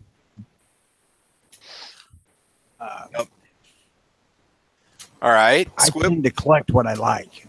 Yeah. Well, there's nothing wrong with that, but that's just what you say. You go through pistols or rifles until you find one that works best for you, then you stick with it, or you get tired of it and you sell it and buy something else that looks new or fun or neat or shiny, and You know, as I get older, I don't get tired of stuff. Yeah. I mean, it's just vehicles. I used to go through vehicles a lot just because I was bored with something really quick, and guns were the same way. Yeah. But nowadays, I got a gun that works for me. I'm not turning loose of it. Period. Okay. No, there's nothing wrong with that, man. That's what it's all about, finding what works for you and then sticking with it. So, yeah. All right. Squib, what do you think, man? You got anything? Can you give us a gun count? Any idea how many firearms you've purchased in your lifetime? If you count the guns that I've got from my kids that aren't going to be theirs until they move out of the house, not when they turn 18, but when they get a place of their own where they can secure it. And if you count marital assets as me being joint owner, because I've been married more than once or twice or something, then I'm going to say I'm probably at about 42. Okay. The answer to life, the universe, everything, 42. 42, that's right. Just put that on your ACT test for the math section. You are good to go. So, Thanks for the tip. Yeah, man. Just the answer is always C. Nice strike. What about you, man? Can you give us a count? Any idea? I'm a newer gun owner, so I have sold a couple of my rifles. I'm going to say probably somewhere in between 15 and 20. Okay. All right. Cool. Now, for clarification purposes, I have about 20 currently. Okay. I think I have 18. Yeah.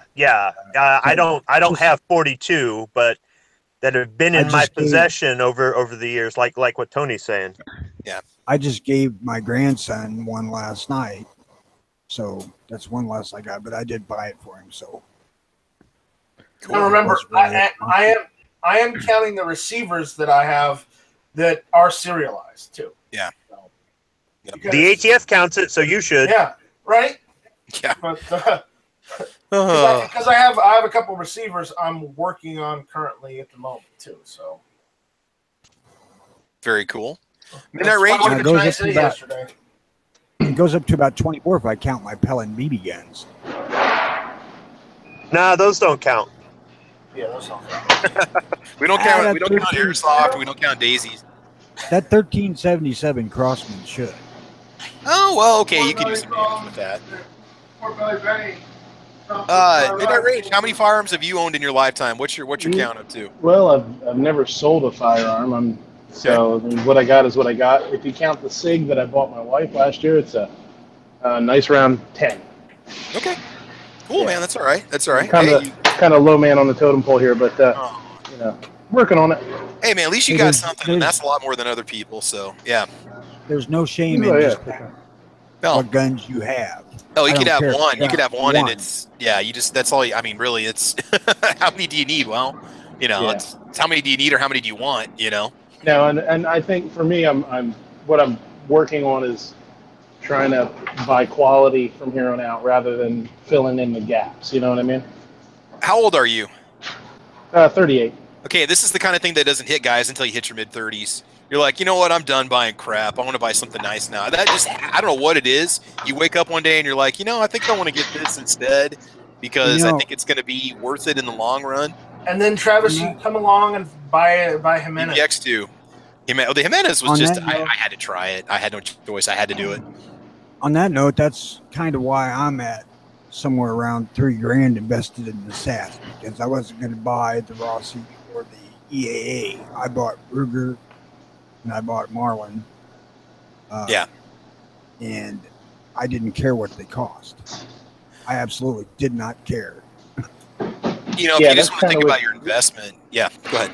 Yeah, with me, I'm the same way. I want to get a lever gun. The gun that I hunted with when I was a kid was a Model 94 old Winchester from the 60s. My uncle has it, and I'm determined to either buy that damn thing from him or buy one just like it. So, I'm kind of holding out on, you get to the point where you don't need something, so you got the ability to hold out, Yeah. Well, I'll tell you what, man, if you can find one, try to find and at least try out a 32 special version of that gun. Don't tell me what to do, Tony.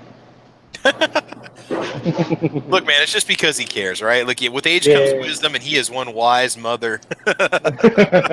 He's a wise ass, I'll give him that. Respect your elders, son. Respect your elders. That's right. No, that's cool, man. That's all right. Time because they're really, really good. That 32 is a hammer. Yeah, my instinct is to go 30-30 because that's what I'm familiar with. That's what I hunted with. That's what I shot my deer with when I was a kid. Either that, or I do really want to buy a Ruger GP 100 and 357. So I was thinking maybe even buying a lever gun in 357 too. So I don't know. Well, if I get a GP 100 and put a review video up, don't get mad at me, Travis. Yeah, I know you're always one step ahead. You stole my thunder. No, I've wanted a 100 since I tested one. Such a fun gun, man. Just a light shooter for 357. God. Yeah, and they seem like a great value too. Yeah. You get a lot of gun for the money. Plus, it's going to hold its value, and I think that's important down the long run. It's quality. It's going to last. It's going to hold a value, and there you go. Sure. That's how we justify it with the spouses. When I'm gone. Yep. Yeah. All right, man. Jim, what about you? What would you say? What's can you give us a kind of a tally on where you're at for number of guns you've owned in your lifetime?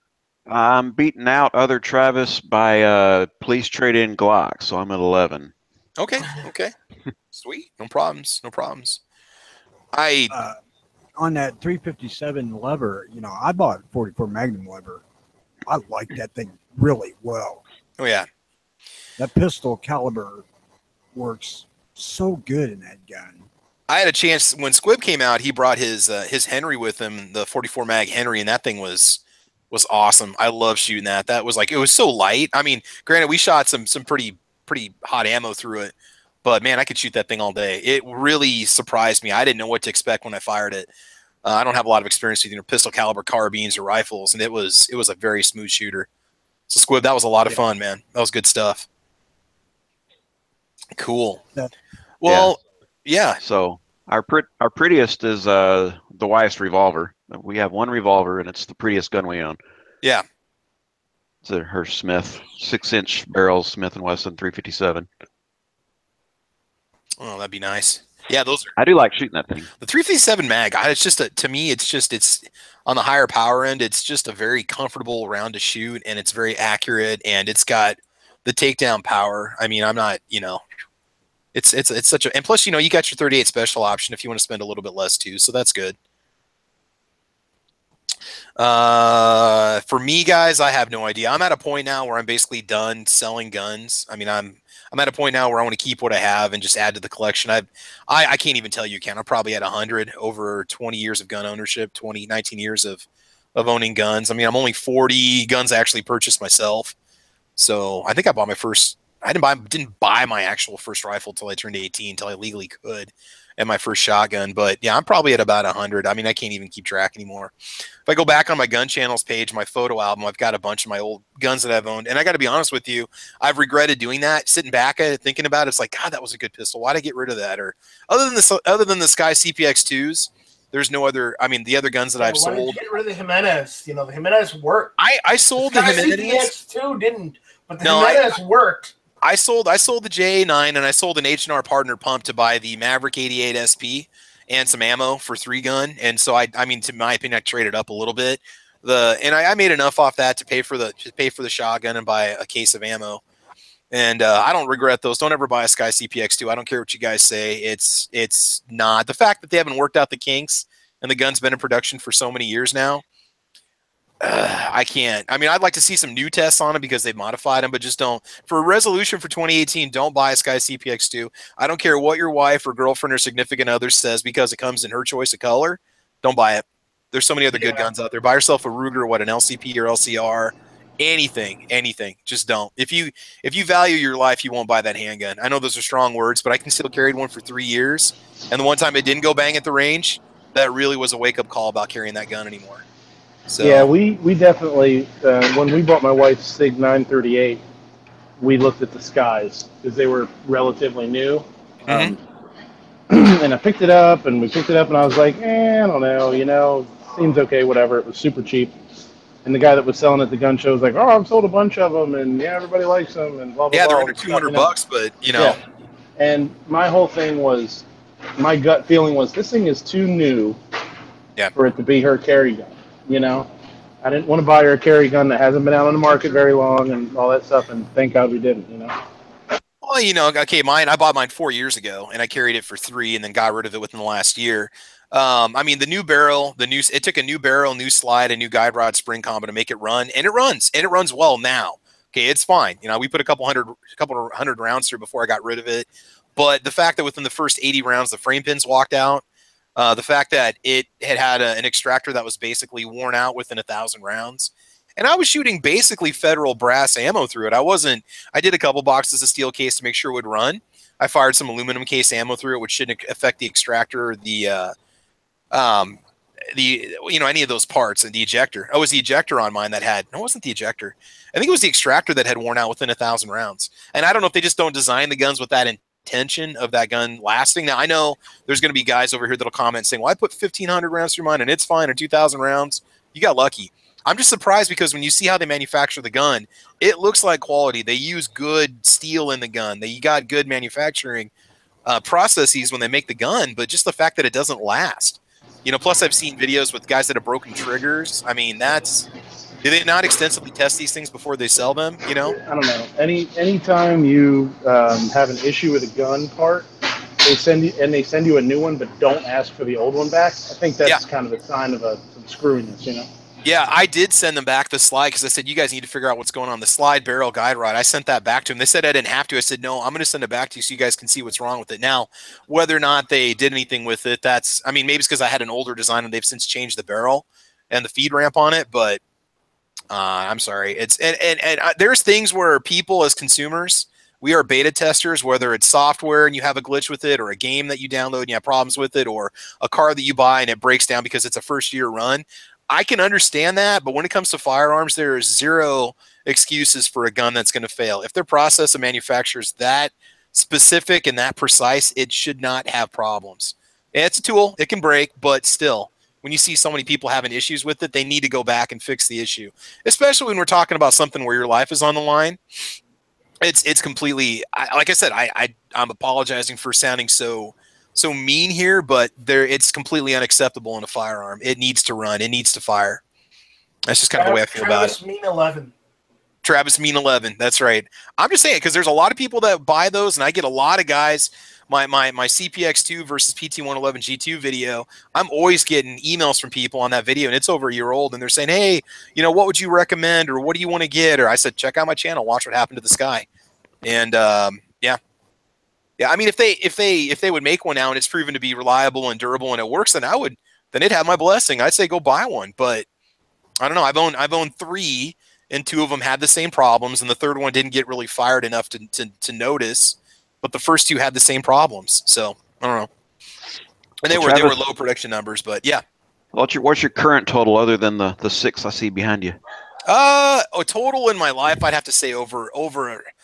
No, like you're currently owned. Let's see. Just in the house, probably 25. Because we got the 4 here. I've got the pistol in front of me. There's several throughout the house. This is loaded. This has got nothing but guns in it.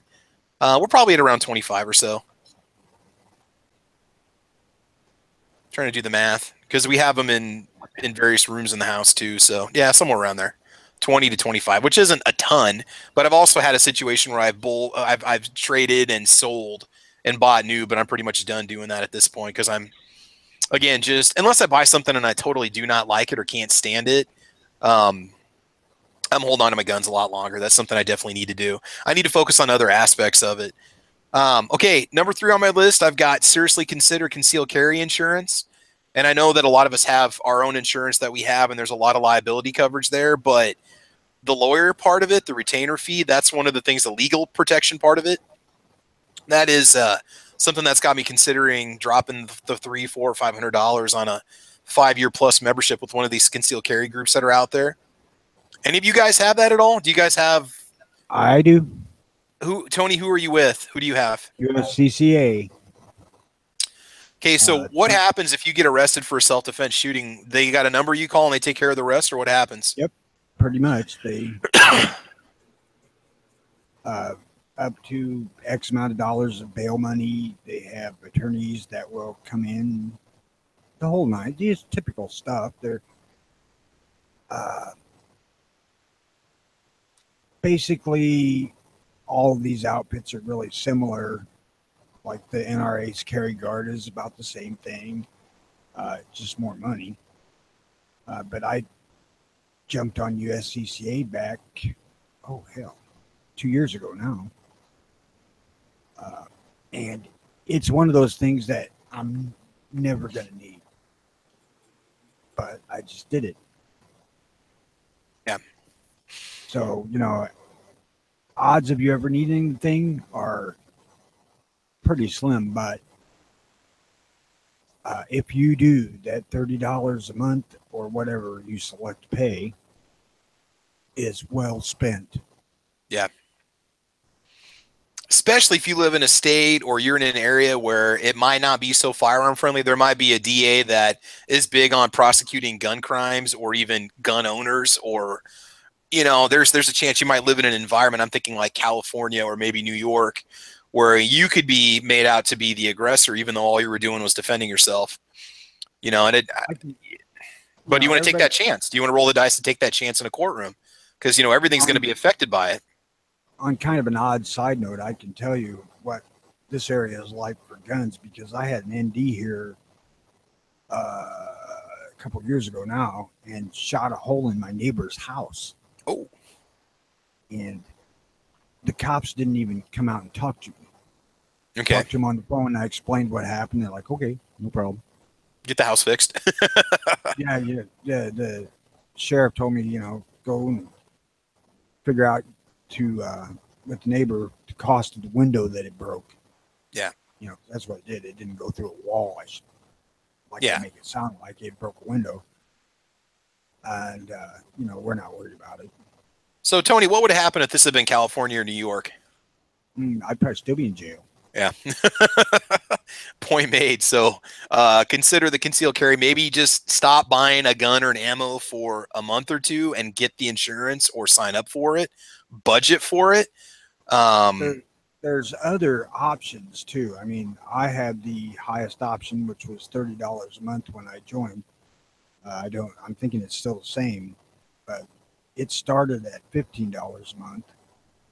And some of the other outfits out there are as cheap or cheaper. So you might find something better for you than what I have. But I'm content with USCCA, except for the spam in the freaking email.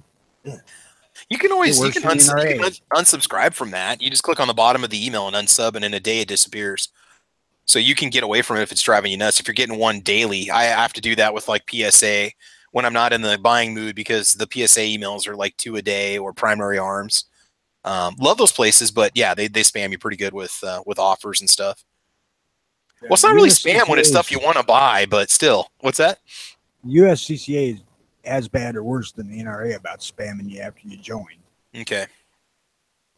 They spam you when you don't join. Yeah, there you go. Once they find out you're a gun owner, they buy your information from Google on what you search. Then suddenly the emails start popping up on the promotional side of your Gmail.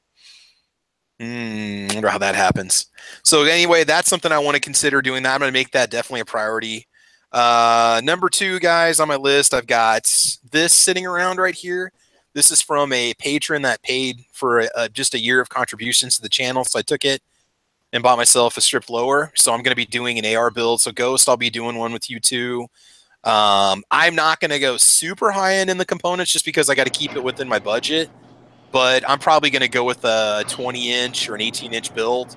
Something that I can put a nice piece of glass on and just go to town with it. That's perfect. When you're done with that, I'll send you my address. You can just mail it over this way, okay? There you go. You never know. You might be getting a Bear Creek Arsenal AR just show up at your local FFL. Hey, you want to come down here and pick this up midnight?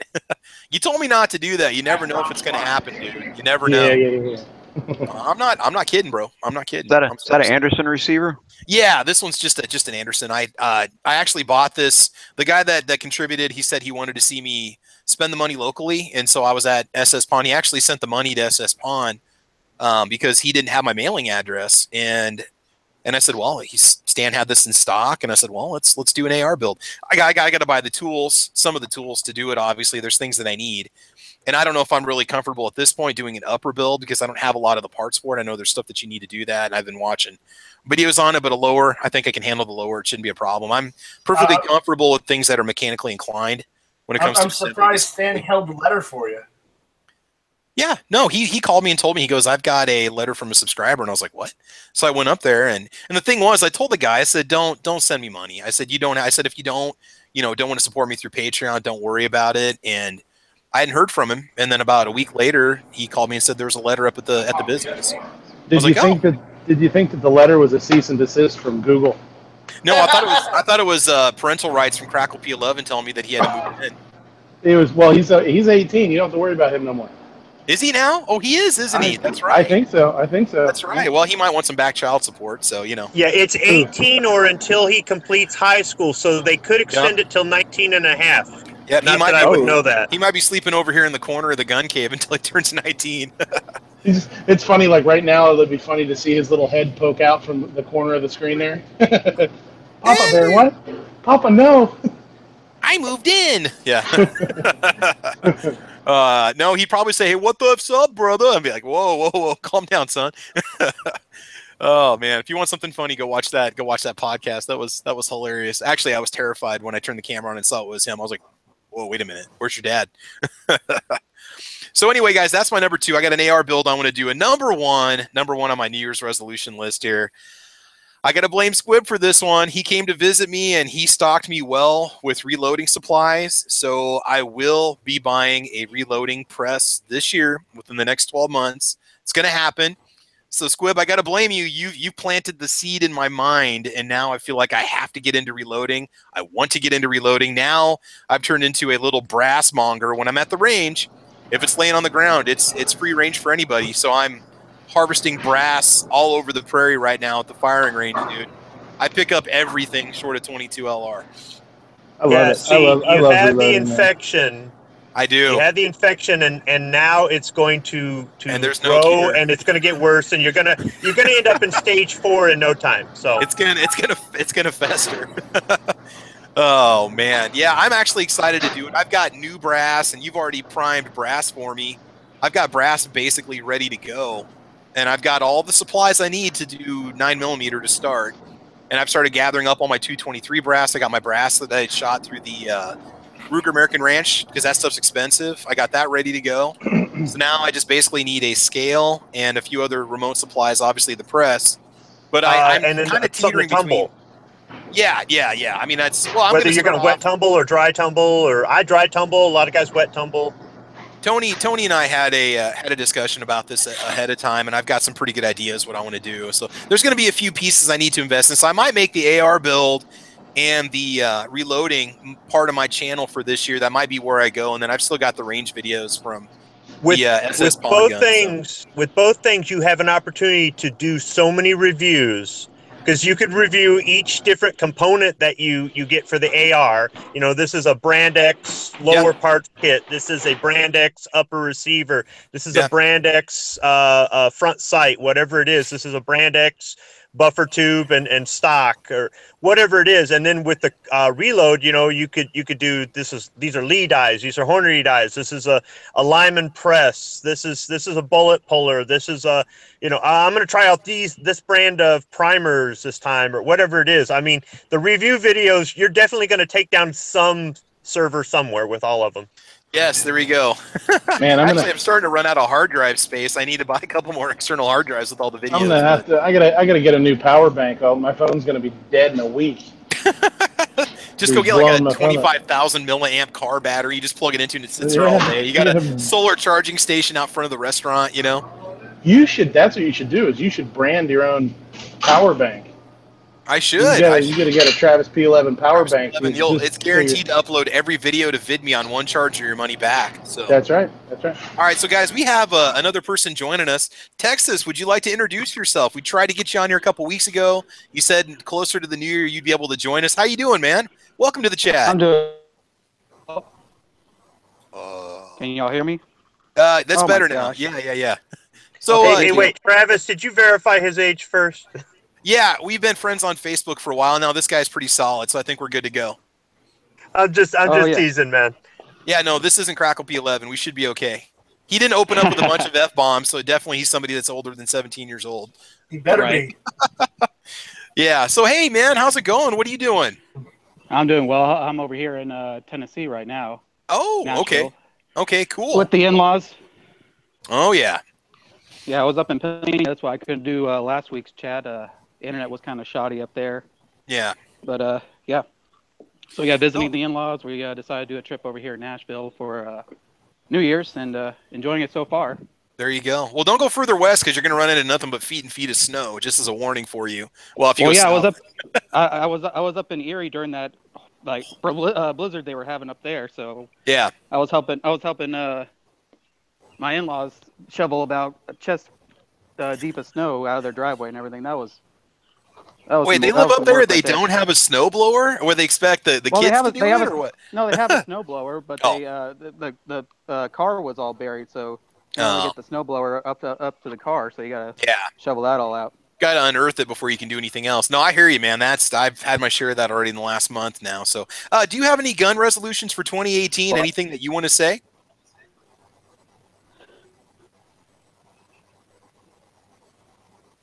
Hey, you still there? Anything that you'd like to work on? Yeah. I mean, I'm still working on my master's right now, so I'll be done in May. Okay. And then trying to find a job for after that, but I mean, just buy guns, I guess. Start buying guns again. When I was a nurse, I was buying a few guns, but yeah, had to stop for school and everything. But yeah. Oh yeah. No, it's the masters. Yeah, master's programs are insanely expensive. I mean, yeah.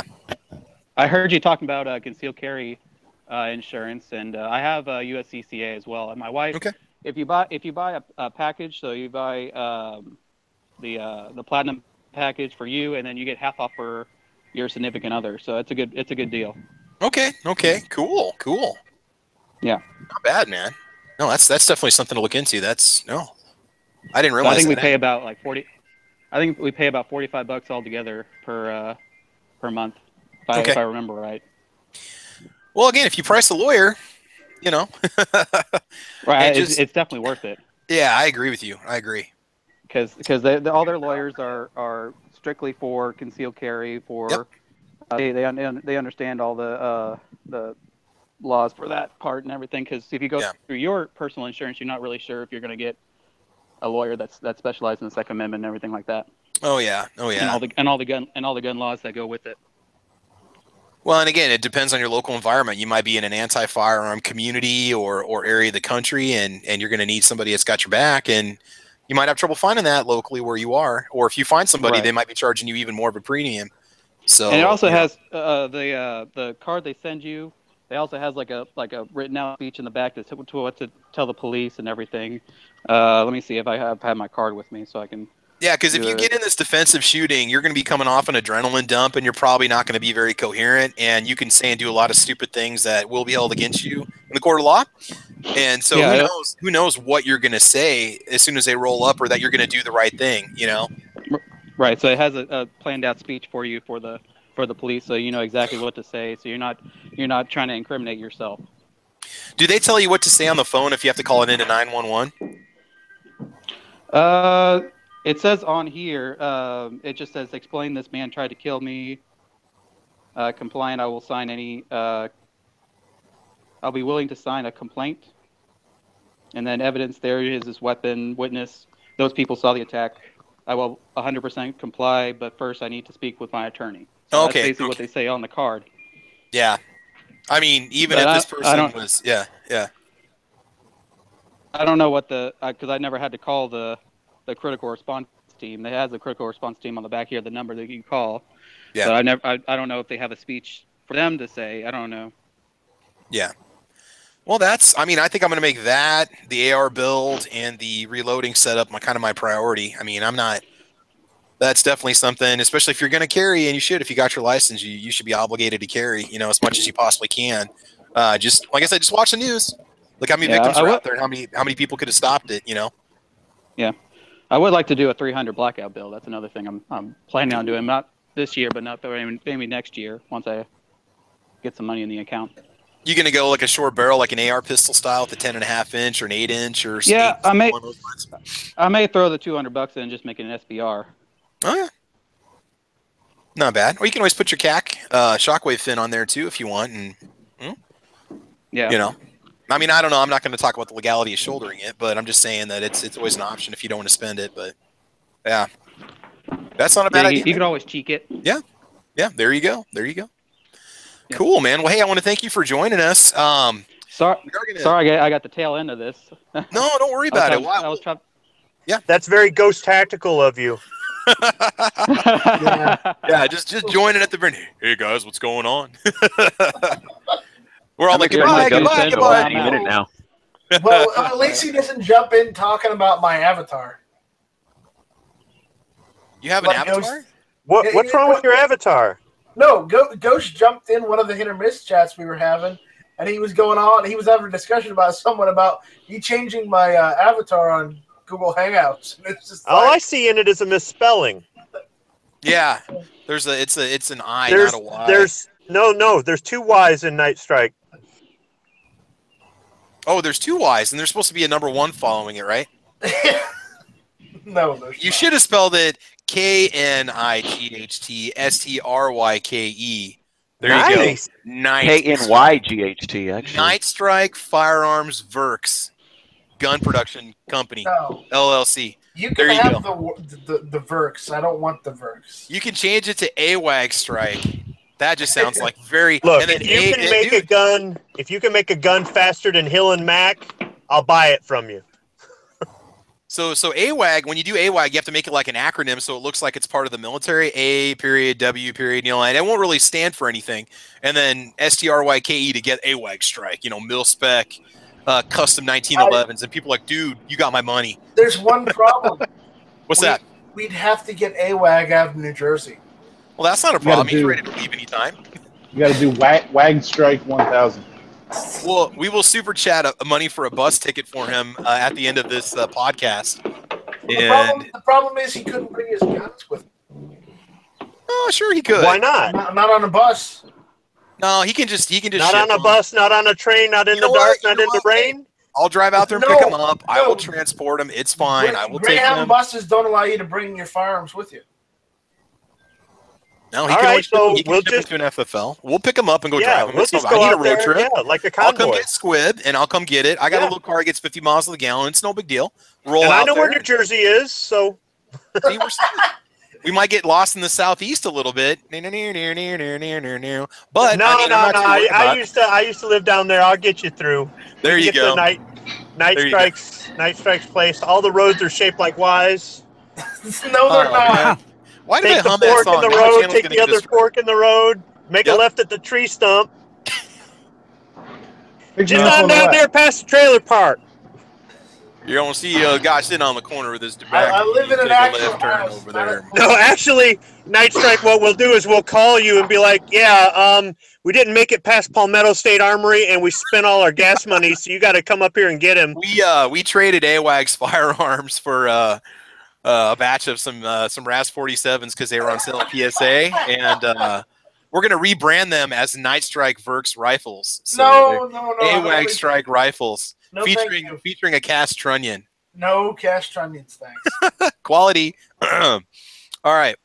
God, I'm so critical today. I don't know what my deal is. I'm getting gruff in my old age. Well, guys, you know what? It is time, before we call it is time to do the 5,000 sub drawing. All right. So I'm going to go ahead and kick up a good old-fashioned screen share here for you.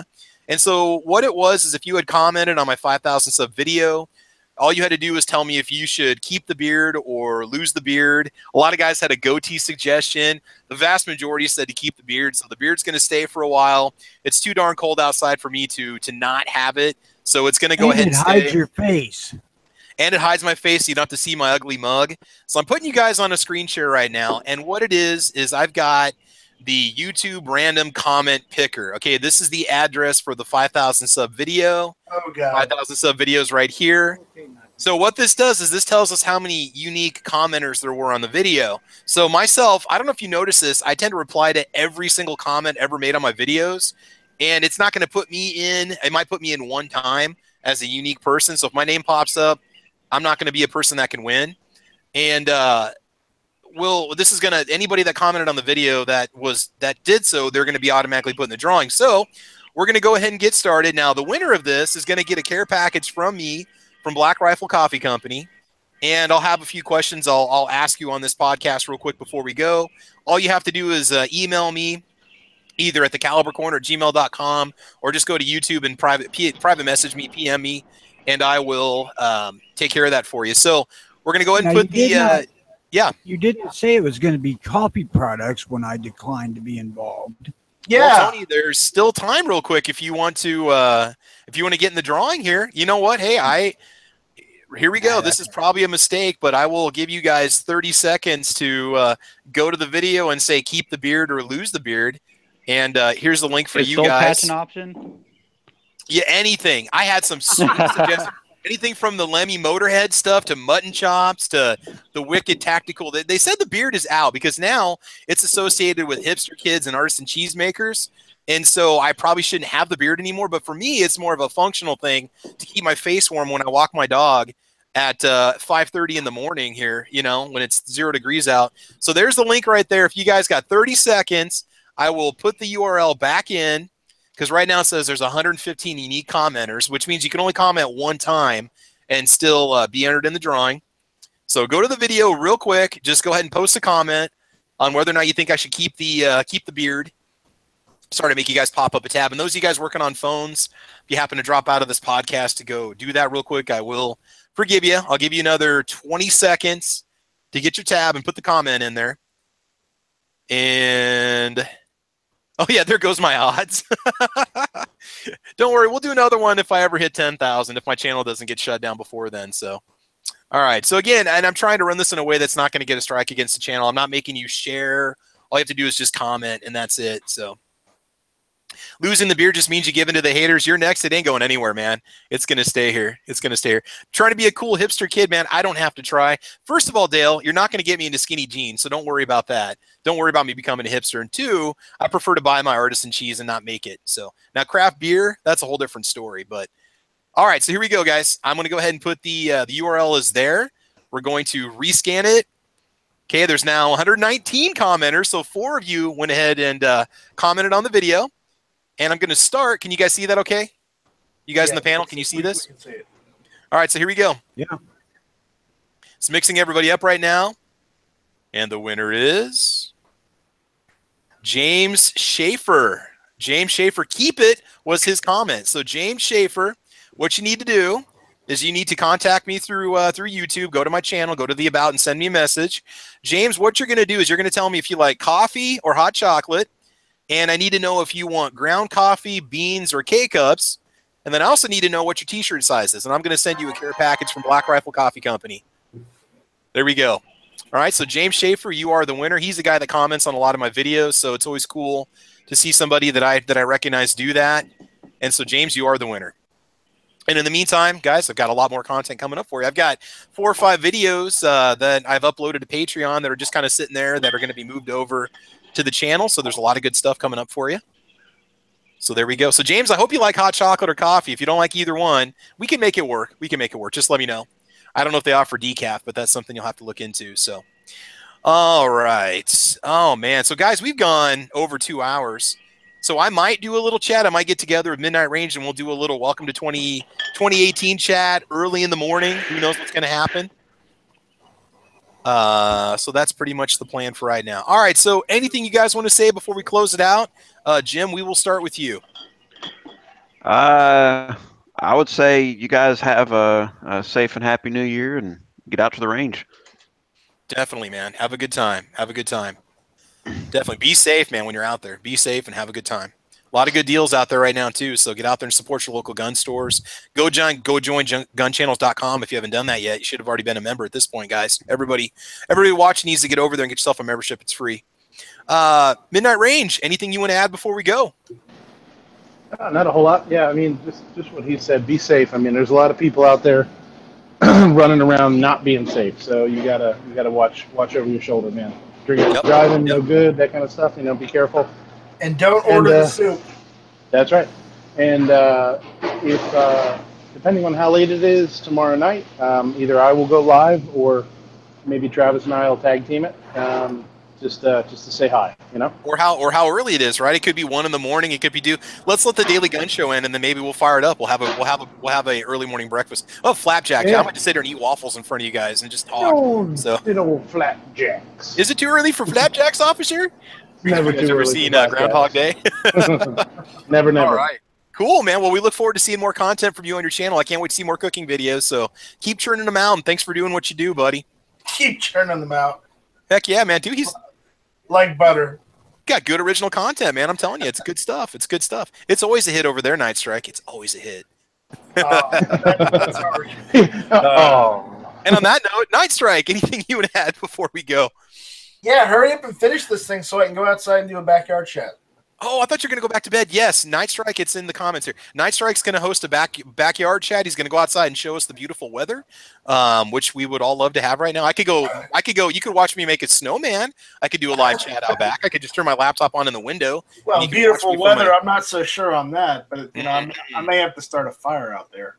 Yeah, we are. I don't even know the temperature. It's so cold, it's not even showing up on my phone. It's 48 degrees outside, but I'm going to go out there. Dude, that is freaking awesome. Get your shorts and your t-shirt out there, and I'm used to like 70 degrees all year round. Oh, you'll be fine. You'll be fine. We'll be good. Don't worry about it. You're gonna be okay.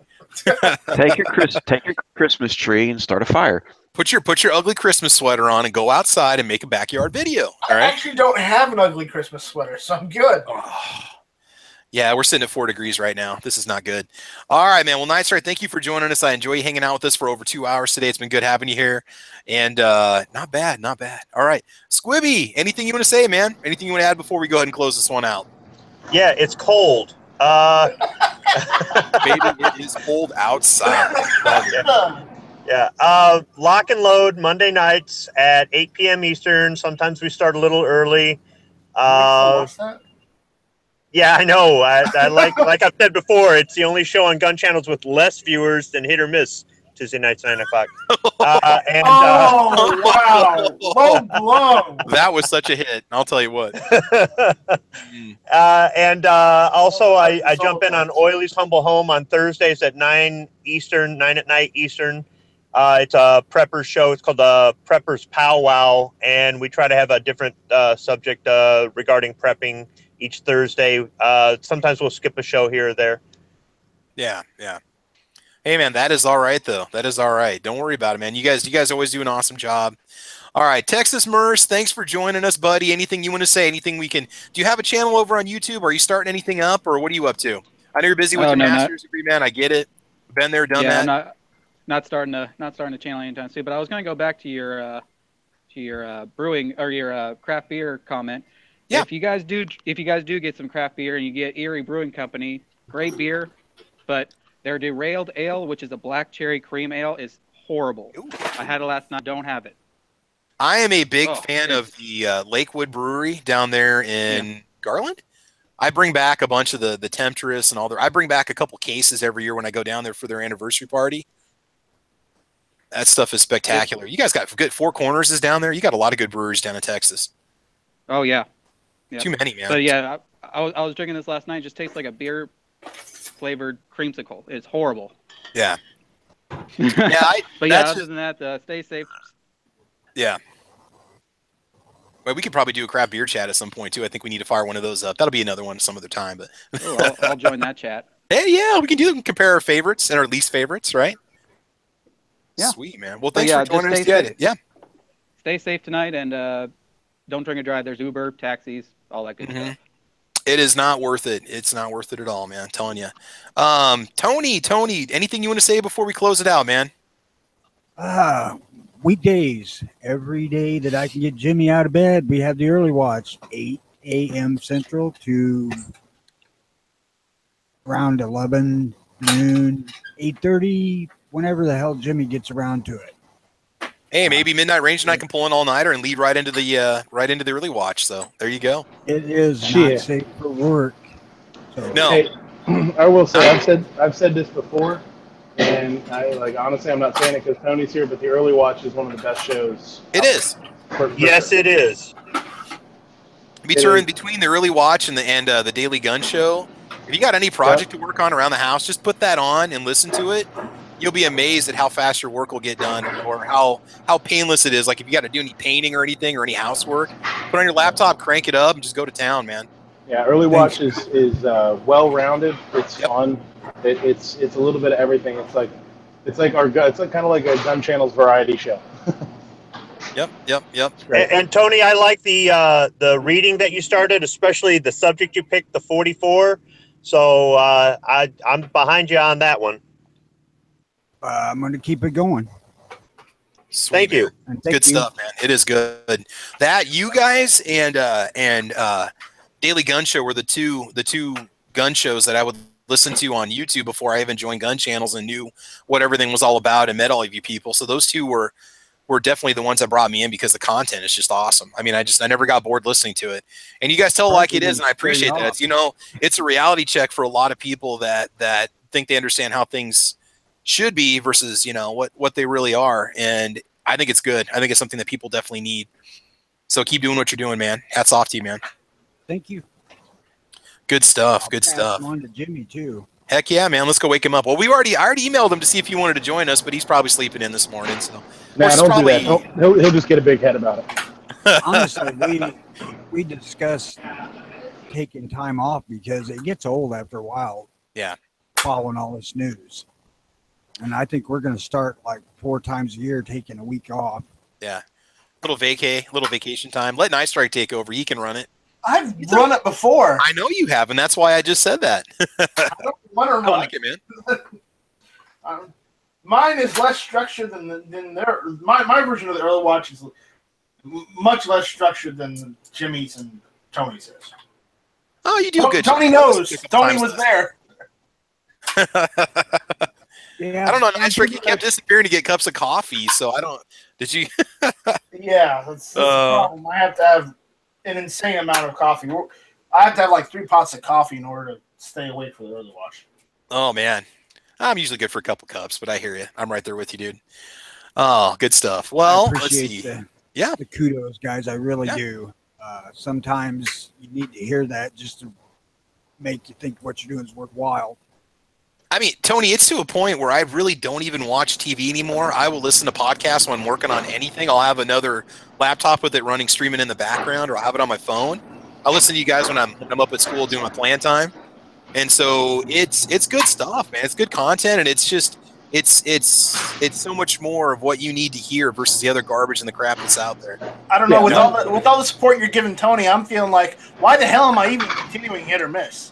Well, no, you're the evening show, Night Strike. I listen to these guys during the day, and then I fire you up in the evening, or I'm there, so it doesn't really matter. But I used to listen to you guys too. I'd go Guns and Geeks podcast night, hit or miss, and then Guns and Geeks podcast Wednesday night. I pretty much had what we need is like a Roku channel that just has our podcasts going up in real time, so you can just bring it up on your TV and listen to it, not even have to search it out. We need the Gun Channel's cable channel, I think. Gun Channel TV, gunchanneltv.com. Oh no! What we should do is you guys should create a channel and call it YagerTube. That'd be awesome. I don't think that's copyrighted yet. So. Oh man, good stuff. So, all right, guys. Well, thanks for joining us today. I just want to give a little recognition, some shouts out to people in the chat over here on YouTube, and we'll get over to gunchannels.com before we close it out. So joining us, we have, I'm just going to start with the newest people and work my way back. We got John Z Project joining us. We got Dale Mogg going on. Jorge's with us. You're next. Locks, Rocks, and What's Not. Okay, you were with us today too. Welcome. Travis's Great Outdoors. Patriot in the Dark was with us too. Grim90. Let's see. Yes, we had Nate 2099. The other Travis T was out there too, which is good. Let's see, D-Temp62 is joining us. Yo, I just had a brilliant idea. What's that, man? All Travis chat 2018. All the time. We'll have the Travis. We can have the Travi channel on YouTube. That's what I'm saying. Or if I don't do a chat by myself, we should get all the other T's together and do a chat. We could call it Midnight Range Travis P11 Travi T channel. There you go. It's Great Outdoors. The collective. Travi Collective. The Travi, that'd be TTC instead of TGC. It'd be TTC. That's the right. Travi Collective. Yep. We have enough content between us. We could probably make it work. So we'll upload everything over on GunTube. All right, but, upload responsibly. All right, moving on. AC97, Sean Callahan was with us. Alaska 556 has been joining in. Travis is Great was with us. A lot of you guys were hanging out with us today. Thanks for doing that. South of the border, Panda was chilling with us too. Samson won. A lot of commentary out there. Thank you. You're next. Yes, you are. Let's see. I think that's pretty much it. And then on the gun channel side, we had Moon Food joining us today. Mid-Ohio Gunner. Jim was there. Jim was here. Paper Plane Crash was with us also. And Tony was there. Tony was here. And D-Mog was also over there too. So lots of good stuff. Lots of good stuff. So guys, thanks for joining us today. I hope you had fun listening. Again, please check out my channel. Please check out all the channels of all the panelists. They got some great shows out there for you. A lot of good original content. Make sure you get over to gunchannels.com. Get your account going on. You can definitely network with a lot of good people. Great place to go if you have questions about firearms. Some great individuals over there. Otherwise, guys, this has been Caliber Corner number 25, and I think that's it. So, again, with that drawing over there, James Schaefer, make sure you email me, and I will take care of you, and we will go for there. So, guys, this is Caliber Corner number 25. Have fun, be safe, and we will talk to you soon. All right, thanks for joining in. This long. Bye, Felicia. Bye, Felicia. Later. Bye, Felicia.